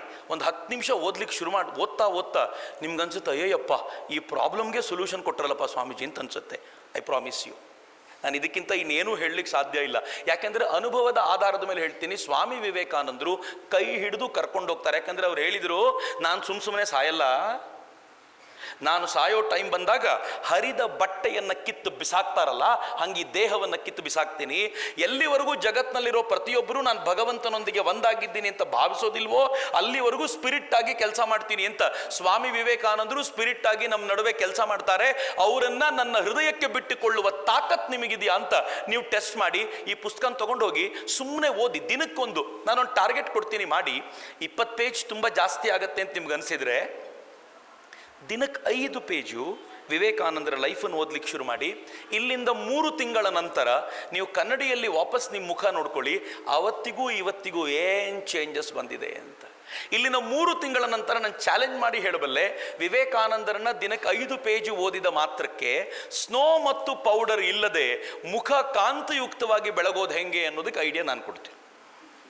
ಸ್ನೋ ಮತ್ತು ಪೌಡರ್ ನೀವು ಹಚ್ಚಬೇಕಾಗಿಲ್ಲ, ಆದರೆ ಮುಖದ ಕಾಂತಿ ಹೆಂಗಿರುತ್ತೆ ಅಂದರೆ ನೋಡಿದವರೆಲ್ಲ ಹೇಳ್ತಾರೆ, ಏನಪ್ಪ ಇದು ಹೆಂಗೆ ಸಾಧ್ಯ ಆಯಿತು, ಹೆಂಗೆ ಸಾಧ್ಯ ಆಗುತ್ತೆ ಅಂದರೆ ವಿವೇಕಾನಂದರ ಹೃದಯದಲ್ಲಿ ಕೂತರೆ ಸಾಧ್ಯ ಆಗುತ್ತೆ ಅಂತ. ನಾನು ಏನು ಹೇಳ್ತೀನೋ ಯಾವುದನ್ನು ಬಾಯಿ ಮುಚ್ಕೊಂಡು ಒಪ್ಕೋಬೇಡಿ.